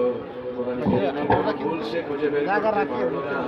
শেষমেশ ডক্টর মরিস বুকাইলি দুনিয়ার সকল মানুষদেরকে জানিয়ে দিল, ও দুনিয়ার মানুষেরা ভালো করে শোনো, আমি ডক্টর মরিস বুকাইলি এসেছিলাম কোরআনের ভুল ধরার জন্য। ভুল বুঝতে এসে দেখি কোরআন আমার নিজের জীবনের ভুল বের করে দিয়েছে। এসেছিলাম কোরআনের ভুল ধরার জন্য, এখন থেকে কোরআন আমার নিজের জীবনের ভুল ধরিয়ে দিয়েছে। প্রিয় ভাইরা, এই কোরআনের ভুল কিংবা অসঙ্গতি খুঁজতে যারাই এসেছে তারাই হেদায়েতের আলো পেয়েছে, ঠিক কি না? সুতরাং এই কিতাবের কাছে যারাই আসবে তাদের স্পেশালিটি, তাদের ডিগনিটি বাড়িয়ে দিবেন কে? এটি এমন একটি কিতাব, it's the problem solving methodology. এখানে মানুষের জীবনের সামগ্রিক জীবন ব্যবস্থার সকল সমাধান আছে না নাই? কথা বলেন, আছে না নাই? সমাধান চাও যদি জীবনে মরণে, ফিরে যাও খুঁজে নাও চোখ রাখো কোরআনে। সমাধান চাও যদি জীবনে মরণে, ফিরে যাও খুঁজে নাও চোখ রাখো কোরআনে। If you want a solution in here and here, go back, have a look on the Holy Quran.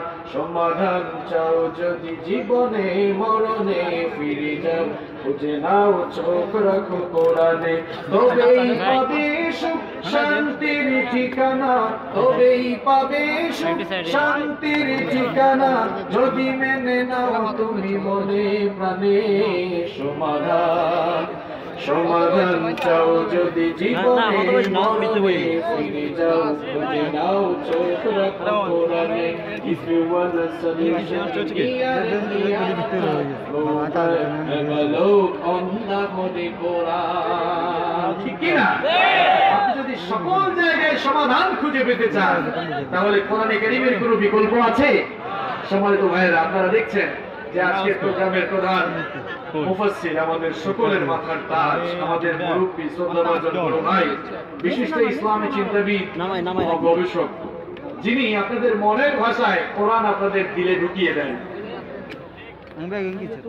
বিশিষ্ট ইসলামী চিন্তাবিদ শাইখ মুহাদ্দিস রফিকুল্লাহ আফসারী হাফিজাহুল্লাহ ওয়া রাআহ, তিনি এসে উপস্থিত হয়েছেন।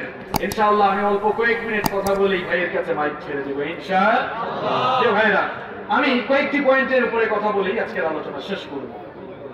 আল্লাহ তাআলা আমাদেরকে যে কিতাব দিয়েছেন, যদিও এই কিতাব নাজিল হয়েছে মধ্যযুগে, এই কিতাব মধ্যযুগে নাজিল হলেও একেবারে কিয়ামত পর্যন্ত মানুষের সকল চাওয়া পাওয়া পূরণকারী কিতাবের নাম হচ্ছে আল কোরআন। এই জন্য কোরআন এটাকে অত্যাধুনিক বললে ভুল হবে, এটাকে আধুনিক বললে ভুল হবে। কোরআনকে বলতে হবে অতি অত্যাধুনিক, কারণ মানুষের জীবনের এমন কোন দিক বা বিভাগ নেই যা নিয়ে কোরআনে কারীমে আলোচনা হয় না। এখন সায়েন্স, ইনফরমেশন আর টেকনোলজির যুগ, তথ্য প্রযুক্তি আর বিজ্ঞানের চরম উৎকর্ষতার যুগে আমরা বসবাস করছি। বিজ্ঞানের এই উৎকর্ষতার যুগে বাস করে কেউ যদি বলে যে মধ্যযুগে নাজিল হওয়া এই কিতাব কোরআন এই যুগে চলতে পারে না, এমন কথা কেউ বলতে পারবে না। কারণ বর্তমান সময়ে বিজ্ঞান এবং প্রযুক্তি যত উন্নত, সমৃদ্ধ আর বিকশিত হচ্ছে, বিজ্ঞানের সেই থিওরিগুলো, বিজ্ঞানের সেই ইনোভেশন গুলো কোরআনের কাছে অতি পরিত্যক্ত এবং পরিত্যাজ্য হিসেবে প্রমাণিত হচ্ছে। কারণ বিজ্ঞানীরা নতুন নতুন যত আবিষ্কার মানুষের সামনে তুলে ধরছেন, দেখা যাচ্ছে সেই সকল আবিষ্কারের নিগুড় তথ্য আল্লাহ তাআলা ১৫০০ বছর আগে কোরআনে কারীমের মধ্যে সেগুলো তুলে দিয়েছেন। আল্লাহু আকবার। কোরআনে কারীমকে আপনারা কি মনে করেন? এটা শুধুমাত্র ধর্মীয় কোনো কিতাব নয়, it's the source of knowledge and science. এটি হচ্ছে জ্ঞান বিজ্ঞানের উৎস। বর্তমান বিজ্ঞান যে থিওরিগুলো মানুষের সামনে এখন তুলে ধরছে, আল্লাহ তাআলা সেগুলো কয়েকটা এক্সাম্পল আপনি শুনেন। কসমোলজি হচ্ছে সায়েন্স বা বিজ্ঞানের একটি শাখা। কসমোলজি হচ্ছে বিজ্ঞানের ওই শাখা যেখানে মহাবিশ্বের উৎপত্তি, গঠন, উপাদান ইত্যাদি বিষয়ে আলোচনা হয়। মহাবিশ্বের উৎপত্তি সম্পর্কে রিসার্চ করতে গিয়ে বিজ্ঞানীরা বলছেন যে এই যে মহা বিশ্ব জগৎ, বিশ্ব চরাচর, এই মহাবিশ্ব সৃষ্টির পূর্বে সবকিছু একত্রিত অবস্থায় ছিল। স্টিফেন হকিং এর বিগ ব্যাং থিওরির আলোকে বিজ্ঞানীরা মহাকাশ সৃষ্টি সম্পর্কে যে থিওরি মানুষের সামনে তুলে ধরেছেন, সেটার নাম হচ্ছে বিগ ব্যাং থিওরি। তারা বলছেন যে এই মহাবিশ্ব সৃষ্টির শুরুতে সবকিছু, অর্থাৎ আকাশ, জমিন, চন্দ্র, সূর্য, গ্রহ, নক্ষত্র, তারকাপুঞ্জ, সবকিছু সৃষ্টির শুরুতে পুঞ্জীভূত অবস্থায় ছিল, এক জায়গায় ছিল। এরপরে একটি মহাবিস্ফোরণ ঘটলো। মহাবিস্ফোরণ ঘটে যাওয়ার পর সকল সৃষ্টি পরস্পর সেপারেট হয়ে গেল। এই যে মহাবিস্ফোরণের মাধ্যমে যে ঘটনা ঘটলো, বিজ্ঞানীরা এর নাম দিয়েছেন বিগ ব্যাং থিওরি। মহাবিশ্বের উৎপত্তি সম্পর্কে মাত্র কয়েক বছর আগে বিজ্ঞান যে থিওরি গোটা দুনিয়ার সামনে উপস্থাপন করেছে, আল্লাহর কোরআনে আজ থেকে ১৫০০ বছর আগে কোরআনে কারীমের ২১ নম্বর সূরা সূরাতুল আম্বিয়া এর ৩০ নম্বর আয়াতে আল্লাহ পাক বিগ ব্যাং থিওরির কথা এভাবে বলেছেন, আওয়ালাম ইয়ারাল্লাযীনা কাফারু আন্নাস সামাওয়াতি ওয়াল আরদা কানাতা রাতকান ফাফাতাকনাহুমা। আল্লাহ পাক বলেন, অবিশ্বাসীরা কি দেখে না আসমান সমূহ আর জমিন সৃষ্টির শুরুতে একত্রিত অবস্থায় ছিল, অতঃপর আমি আল্লাহ পাক আমার মহা ক্ষমতা বলে পরস্পরকে আলাদা করে দিলাম, সেপারেট করে দিলাম।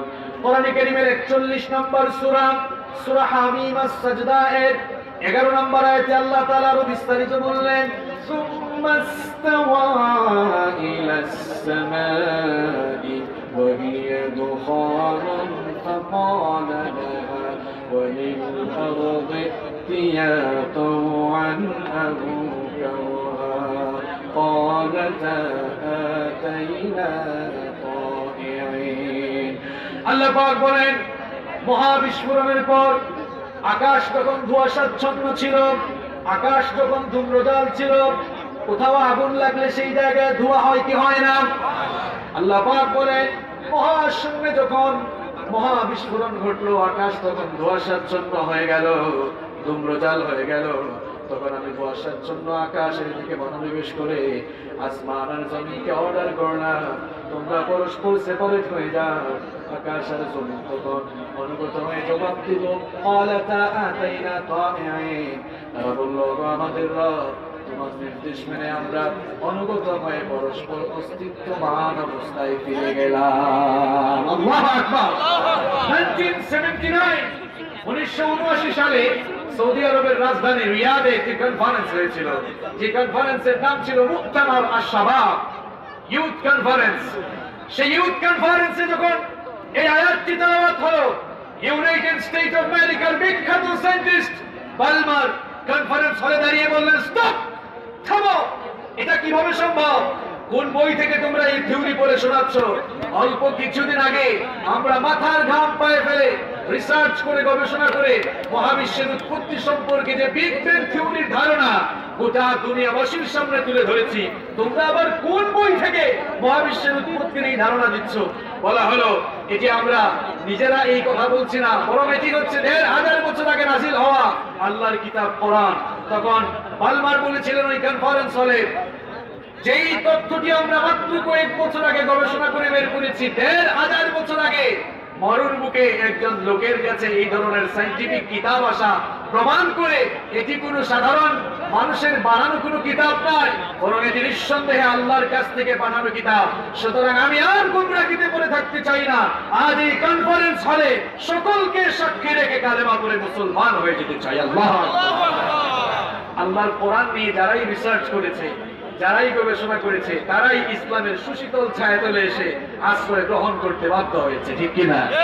আমার যুবক আর তরুণ ভাইয়েরা, তোমরা যারা স্কুলে পড়ছো, কলেজে পড়ছো, বিশ্ববিদ্যালয়ে পড়ছো, তোমাদের সিলেবাসে তো কোরআন বোঝার কোনো উপায় নাই। তোমরা পড়াশোনা শেষ করে কিংবা সায়েন্সে পড়লে তোমরা তো মনে করো হামসে বড় কোন হ্যাঁ, আমার থেকে বড় আছে নাকি? আমি তো সায়েন্সে পড়ি, আমি ত্রিপুরীতে পড়ি, ইটিতে পড়ি, মেডিকেল সায়েন্সে পড়ি, তো কি হয়েছে? এত বড়াই কেন তোমার?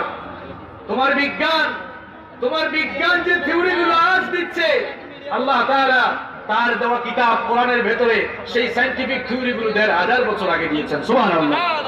আমি তো কোরআনিক সায়েন্সের ছাত্র ছিলাম, এজন্য অনার্স এবং মাস্টার্সে কোরআন এবং বিজ্ঞান নিয়ে গবেষণার সুযোগ হয়েছে। আর গবেষণা করতে গিয়ে দেখেছি আল্লাহর কোরআনে ৬৫০০-এর বেশি আয়াত রয়েছে, তার মধ্যে ১০০০-এর উপরে আয়াত আল্লাহ তাআলা শুধু বিজ্ঞানের থিওরির ব্যাপারে দিয়েছেন। আল্লাহু আকবার। সুতরাং আজ যারা বলে যে এটি মধ্যযুগীয় নাজিল হওয়া কিতাব, আর আলেম ওলামাদের কথা শুনলে যারা বলে এগুলা মধ্যযুগীয় মোল্লাদের কথা, আমরা বলতে চাই এটা মধ্যযুগীয় মোল্লাদের কোনো কথা নয়, বরং কিয়ামত পর্যন্ত যত যুগ আসবে, যত কাল আসবে, যত জেনারেশন আসবে, সকল জেনারেশন, সকল যুগ এবং কালের চাহিদা মেটাবার জন্য চাহিদা সম্পন্ন করে আল্লাহ তাআলা তার এই কিতাব নাজিল করেছেন। আল্লাহু আকবার বলেন। সম্মানিত ভাইয়েরা, যেই দুনিয়াতে আপনারা বাস করছেন, কখন তো এই দুনিয়া নিয়ে চিন্তা করেন। এই যে পৃথিবী, এই পৃথিবীর শেপটা কেমন, আকৃতি কেমন, বিজ্ঞান এক এক সময় এক এক থিওরি দিয়েছে। আপনারা একটি জিনিস মনে রাখবেন, বিজ্ঞানের থিওরি গুলো চেঞ্জেবল। বিজ্ঞান এক এক সময় এক এক থিওরি প্রকাশ করে, যখনই নতুন কোনো থিওরি আসে তখন আগের থিওরিটা বাতিল হয়ে যায়।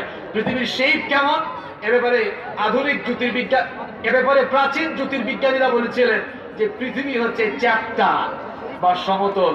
এরপরে ১৫৯৭ সালে ফ্রান্সিস ড্রেক তিনি জলপথে দুনিয়া ঘুরলেন, ঘোরার পরে বললেন যে এতদিন প্রাচীনকালের বিজ্ঞানীরা যা বলেছে সব তোমাদেরকে ভুল বলেছে, ভুল তথ্য দিয়েছে। আমি ঘুরে ঘুরে দেখেছি পৃথিবী হচ্ছে গোলাকার।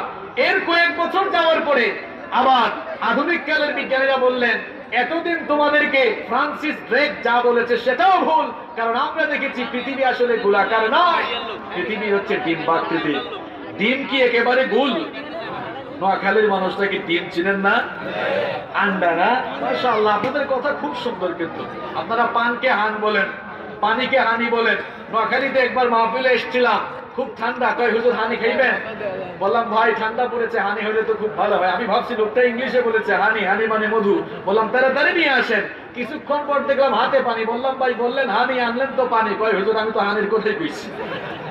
খুব চমৎকার ভাষা আপনাদের। প্রিয় ভাইয়েরা, যেই কথা আপনাদেরকে বলছিলাম, তো তারা আধুনিক কালের বিজ্ঞানীরা রিসার্চ করে বললো যে না, এই পৃথিবী হচ্ছে ডিম্বাকৃতি। দেখেন বিজ্ঞানের বড়াই যারা করে, যারা বিজ্ঞান বিজ্ঞান বলে ধর্মকে আবেগের জায়গা বলে উড়িয়ে দেয়। দেখেন আপনাদের বিজ্ঞানটা কোরআনের কাছে কত পরিত্যক্ত। বিজ্ঞান যেই থিওরি মাত্র কয়েক বছর আগে দুনিয়াবাসীর সামনে উপস্থাপন করেছে, আজ থেকে ১৫০০ বছর আগে কোরআনে কারীমের ৭৯ নম্বর সূরা সূরাতুন নাজিআতের ৩০ নম্বর আয়াতে আল্লাহ পাক সেই কথা বলে দিয়েছেন, ওয়াল আরদা বা'দা যালিকা দাহাহা। আল্লাহ তাআলা বলছেন আর তিনি জমিনকে বিস্তৃত করেছেন। বিস্তৃত করার কথা বলতে গিয়ে আল্লাহ তাআলা এখানে দাহাহা শব্দ উল্লেখ করেছেন। আরবি ভাষায় যারা স্পেশালিস্ট আছেন তারা জানেন, আরবিতে উট পাখির ডিমকে দাহা বলা হয়। অর্থাৎ আল্লাহ তাআলা জমিনকে কিভাবে বিস্তৃত করেছেন এই কথা বলতে গিয়ে দাহা শব্দ উল্লেখ করে এই কথাই বলতে চেয়েছেন যে আল্লাহ তাআলা জমিনকে উট পাখির ডিমের মতো ডিম্বাকৃতির করে বিস্তৃত করেছেন। সুবহানাল্লাহ। তাহলে ডিম্বাকৃতির এই ধারণা বিজ্ঞান কিছুদিন আগে দিলেও আল্লাহর কোরআন সেটা কত বছর আগে বলেছে? লোকে তো কথা কয় না। কত বছর আগে দিয়েছে? ১,৫০০ বছর আগে। এই লোকগুলোর সমস্যা কি? এই লোকগুলোর সমস্যা কি? যারা এখানে দাঁড়িয়ে আছে এদেরকে বসায় দেন। প্রিয় ভাইয়েরা, আপনারা কোরআন শুনতে এসেছেন, যেভাবে আপনারা আলাপচারিতা করছেন, আমি নোয়াখালীতে আরো বহুবার এসেছি, কিন্তু এরকম অবস্থার সম্মুখীন কখনো হয় নাই। আমরা কোরআন শুনতে এসেছি, নিশ্চুপ থাকার দরকার আছে না নাই? কথা বলেন। সবাই যেন চুপচাপ থেকে আমরা শুনতে পারি। আল্লাহ তাওফিক দান করেন, বলেন আমিন। প্রিয় ভাইয়েরা, এবার আসেন একটু মহাশূন্যের দিকে তাকান। মহাশূন্য নিয়ে বিজ্ঞান রিসার্চ করে নতুন নতুন তথ্য দিয়েছে, আর বিজ্ঞানীরাও তো কত ফুটানি করছে। দেখেন সেই তথ্যগুলো কোরআনের কাছে কত কত পুরাতন, কত পরিত্যক্ত। যে আকাশ আমরা মাথার উপরে দেখি, the sky has been built as a roof for the protection of the earth. আসমানকে আল্লাহ তাআলা সুরক্ষিত ছাদ বানিয়েছেন এই পৃথিবীকে বসবাসের উপযোগী করার জন্য। আর আসমানকে আল্লাহ তাআলা মহাশূন্যে একেবারে শূন্যের উপরে ঝুলিয়ে রেখেছেন। যে প্যান্ডেলের নিচে আপনারা বসেছেন, এই প্যান্ডেলকে সুন্দরভাবে স্থাপন করার জন্য এই প্যান্ডেলে অনেক খুঁটি আছে, আছে না? দেখেন জনমের মতো খুঁটি লাগাইছে। কত খুঁটি হিসাব করে শেষ করা যাবে না। আপনাদের বাসায়ও পিলার আছে, বাড়িতে পিলার আছে না? এত বিশাল আসমান মাথার উপরে কোন পিলার আছে?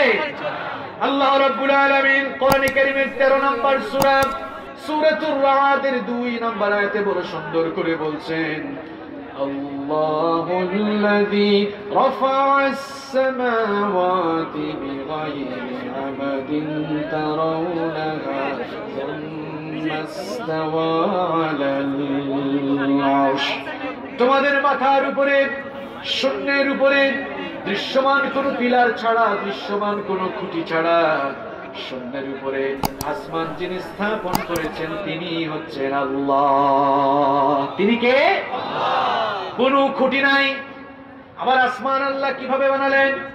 পৃথিবীর মানুষগুলো যেন সুরক্ষিতভাবে দুনিয়ায় বাস করতে পারে। এই পৃথিবীর মানুষ, উদ্ভিদকুল আর প্রাণীকুল যেন পৃথিবীতে সুরক্ষিত হয়ে বসবাস করে। এজন্য আল্লাহ পাক কি করলেন দেখেন, কোরআনে কারীমের 21 নম্বর সূরা সূরাতুল আম্বিয়া এর 32 নম্বর আয়াতে আল্লাহ তাআলা বলছেন, ওয়াজাআলনাস সামাআ সাকফান মাহফুজা ওয়া হুম আন আয়াতিহা মুরিদুন। আল্লাহ পাক বলেন, আকাশের পানে তাকাও, দেখো তোমাদের সুরক্ষার জন্য আমি আসমানকে সুরক্ষিত ছাদ বানিয়েছি। 20 শতাব্দীতে বিজ্ঞানীরা আল্লাহর কোরআনের এই কথাটা প্রমাণ করে দিয়েছেন। 20 শতাব্দীতে বিজ্ঞানীরা গবেষণা করে দেখলেন আসমানের মধ্যে বায়ুমণ্ডলীয় অনেকগুলো স্তর রয়েছে। এই স্তরগুলো উল্কা আসতে বাধা দেয়। আজকের আলোচনা আপনাদের কাছে কিছু কঠিন মনে হচ্ছে, তাই না? এগুলো বলার কিছু কারণও আছে। সারাক্ষণ তো শুধু মৃত্যু, নামাজ, জান্নাত, জাহান্নামের ওয়াজ শুনবেন আর ভাবছেন এই কোরআন এটা ধর্মীয় কিতাব।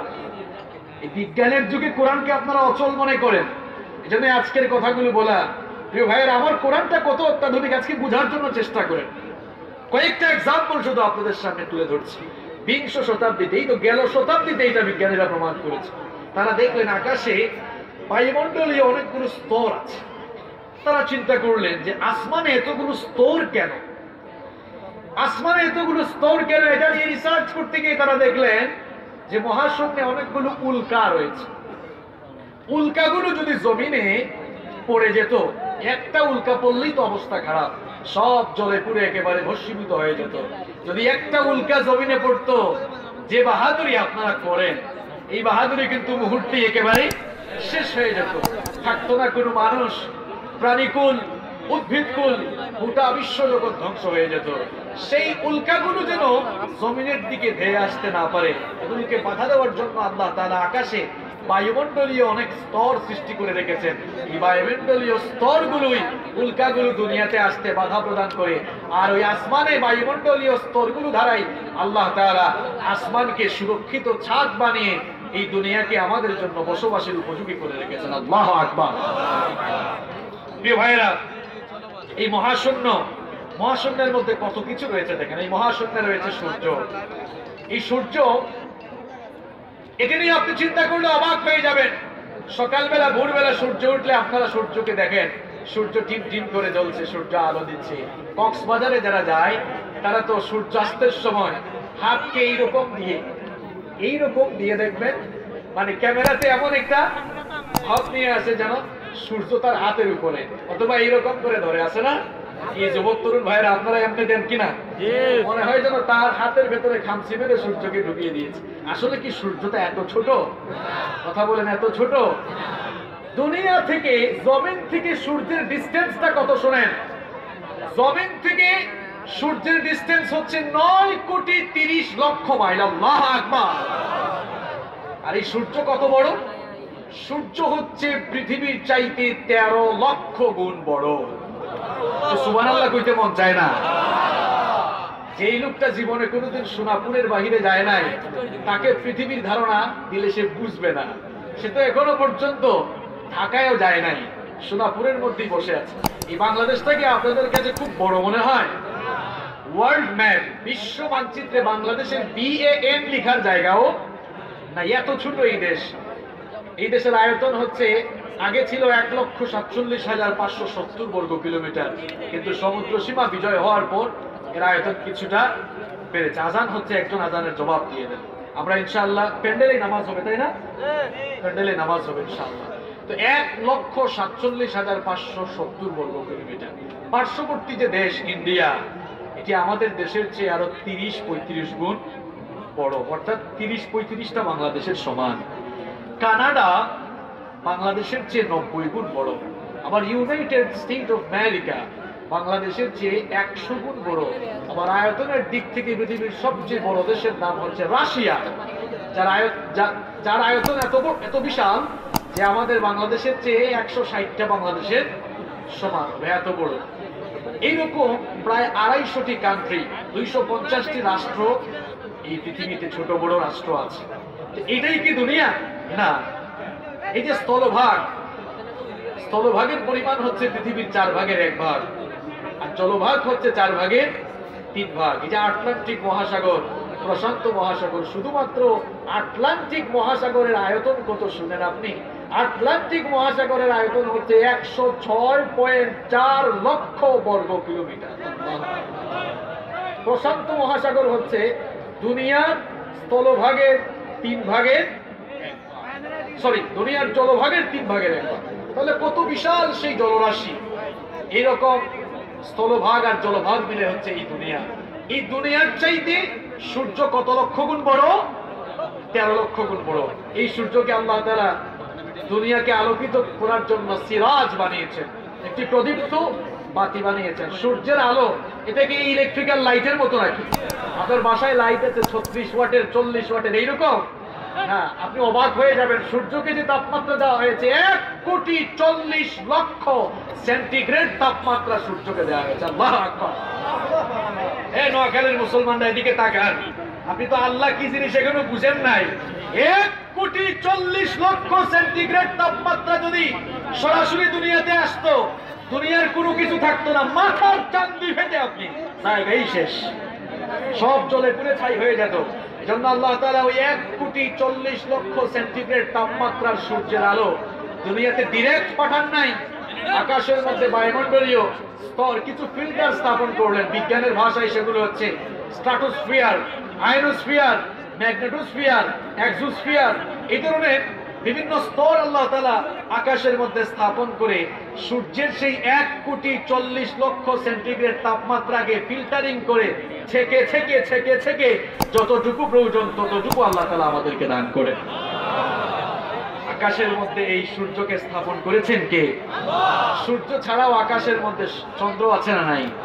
তাবারাকাল্লাযী জাআলা ফিস সামাই বুরুজান ওয়া জাআলা ফীহা সিরাজান ওয়া কমারান মুনীরা। আল্লাহ পাক বলেন, বরকতময় সেই সত্তা যিনি আকাশের মধ্যে গ্যালাক্সি পয়দা করেছেন, গ্যালাক্সি সৃষ্টি করেছেন, আকাশের মধ্যে যিনি সূর্যকে স্থাপন করেছেন আর যিনি আকাশের মধ্যে চন্দ্রকে তোমাদের জন্য বিদ্যমান করে দিয়েছেন। সুবহানাল্লাহ। বর্তমান বিজ্ঞান গবেষণা করেছে কি জানেন? বর্তমান বিজ্ঞান গবেষণা করে বলেছে যে সূর্যের নিজস্ব আলো আছে আর চাঁদের নিজস্ব কোনো আলো নেই। সূর্যের রিফ্লেকশন চাঁদের উপরে পড়লে চাঁদ সূর্য থেকে সেই ধার করা আলো নিয়ে সে আলোটা দেয়। আপনারা তো মনে করেন বিজ্ঞান কি চমৎকার চমৎকার তথ্য দিচ্ছে মানুষকে, কত দিচ্ছে। ১,৫০০ বছর আগে এই কথাগুলো আল্লাহ তাআলা কোরআনে বলেছেন। আপনি তো জানেন না, কারণ আপনি এটাকে তামিজের ব্যবসার কিতাব বানিয়েছেন, ঠিক কি না? আপনি তো কোরআন খুলে একটু গবেষণাও করেন না। আউযুবিল্লাহ বিসমিল্লাহ শুদ্ধ করে বলতে পারেন না, আউযুবিল্লাহ বিসমিল্লাহ শুদ্ধ করে বলতে পারে না, আবার আউযুবিল্লাহ বিসমিল্লাহ ওয়ালাদের ভুল ধরে আছে না নাই? এটা তো খুব দুঃখজনক। আউযুবিল্লাহ বিসমিল্লাহ শুদ্ধ করে বলতে পারে না, আউযুবিল্লাহ বিসমিল্লাহ ওয়ালাদের ভুল ধরে। আল্লাহ এই জাতির লোকদেরকে হেদায়েত দান করেন, বলেন আমিন। সম্মানিত ভাইয়েরা, আল্লাহ তাআলা অন্য আয়াতে কি বলছেন দেখেন, হুয়াল্লাযী জাআলাশ শামসা দিয়াআন ওয়াল কমারা নূরা ওয়া قدره منازل لتعلموا عدد السنين والحساب। পড়ুন আল্লাহু আকবার। আল্লাহ তাআলা বলছেন তিনি সেই সত্তা যিনি সূর্যকে তোমাদের জন্য প্রদীপ আর চন্দ্রকে দীপ্তমান বানিয়েছে। একটু খেয়াল করেন, এখানে সূর্য চন্দ্র দুটোই কিন্তু আলো দেয়। তো আল্লাহ তাআলা চাইলে একটি শব্দ ব্যবহার করে এই দুটাকে বোঝাতে পারতেন। সূর্যের বেলায় আল্লাহ তাআলা দিয়া শব্দ ব্যবহার করেছেন আর চন্দ্রের বেলায় নূর শব্দ ব্যবহার করেছেন। এখানে উলামায়ে কিরাম যারা আছেন তারা জানবেন, আরবি অভিধানগুলো খুলে দেখবেন।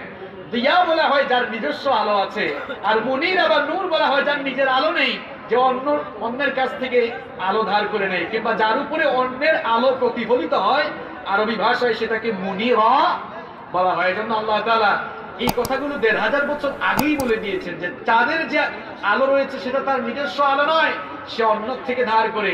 এজন্য আল্লাহ তাআলা চাঁদের ব্যাপারে কথা বলতে গিয়ে নূর বা মুনিরা বলেছেন, আর সূর্যের কথা বলতে গিয়ে সূর্যের সাথে আল্লাহ তাআলা দিয়া শব্দ ব্যবহার করেছেন। আল্লাহু আকবার।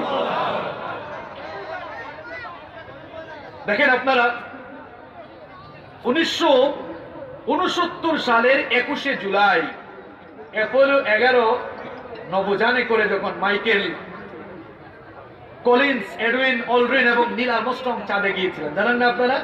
এরা চাঁদে গমনের পর পৃথিবীর মানুষকে এসে জানিয়েছে যে চাঁদের মধ্যে ফাটল রয়েছে। এর আগে দুনিয়ার মানুষ চাঁদে যে ফাটল রয়েছে এটা তারা জানতো না। 1957 সালে প্রথম মহাকাশ অভিযান শুরু হয় আর সফলতা পেয়েছিল 1969।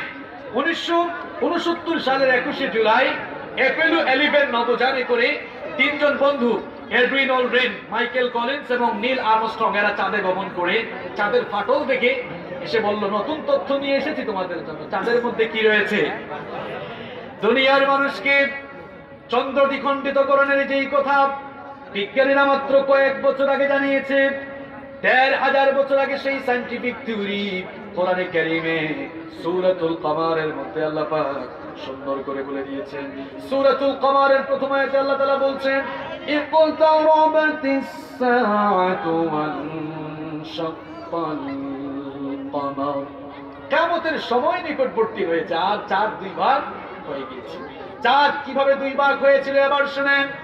আমার নবী মুহাম্মদ পড়েন সাল্লাল্লাহু আলাইহি ওয়াসাল্লাম যখন আল্লাহর দ্বীনের দাওয়াত শুরু করেছেন, মক্কার কাফের মুশরিকগুলো বলল, ওগো মুহাম্মদ, তুমি যে নবুয়তের দাওয়াত দাও, তুমি যে রিসালাতের দাওয়াত দাও, তুমি যদি সত্যিকার অর্থেই নবী হয়ে থাকো, আকাশের চাঁদটাকে দুই ভাগ করে দেখাও।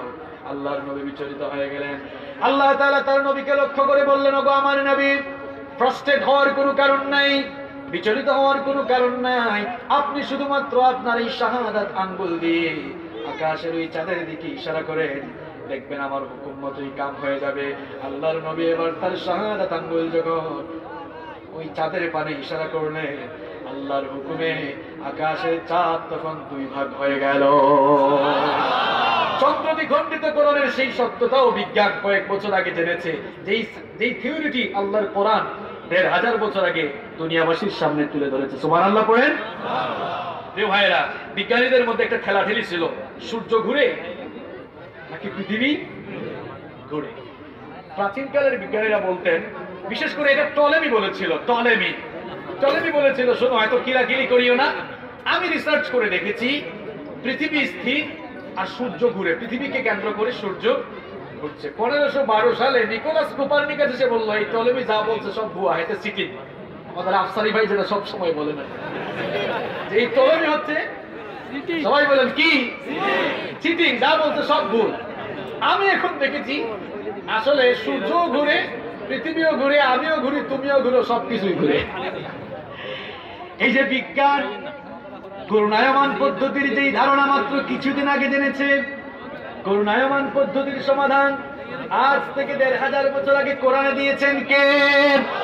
কোরআনে কারীমের বিজ্ঞানময় সূরা সূরা ইয়াসিনের মধ্যে আল্লাহ তাআলা বলেছেন, ওয়াশ-শামসু তাজরি লিমুস্তাকাররিন লাহা যালিকা তাকদীরুল আজিজিল আলীম ওয়াল কমারা قدرناه منازل حتى عاد كالعرجون القديم لا الشمس ينبغي لها أن تدرك القمر ولا الليل سابق النهار وكل في فلك يسبحون। الله পাক বলেন, সূর্যের জন্য একটি কক্ষপথ ঠিক করে দিয়েছি, সূর্য তার নির্ধারিত কক্ষপথে পরিভ্রমণ করছে। চন্দ্রের জন্য একটি মঞ্জিল ঠিক করে দিয়েছি, চন্দ্র সেই মঞ্জিলে পরিভ্রমণ করছে। সূর্য কখনো চন্দ্রের নাগালে যেতে পারে না, রাত কখনো দিনের আগে যেতে পারে না, প্রত্যেকেই তার আপন আপন গতিপথ অনুযায়ী সন্তরণ করছে। সুবহানাল্লাহ। ঘোরাঘুরির সমস্যার সমাধানও 1500 বছর আগে কোরআনে দিয়েছেন কে? বেশি কথা বলবো না, 2টা পয়েন্ট বলবো, শুনবেন তো? 2টা পয়েন্ট বলেই যেই কথা আজকে বলতে চেয়েছি সেই কথা বলে আলোচনা শেষ করবো ইনশাআল্লাহ। বড় ভাইকে রেখে আসলে আলোচনা করে এটা বেয়াদবি হয়ে যাচ্ছে।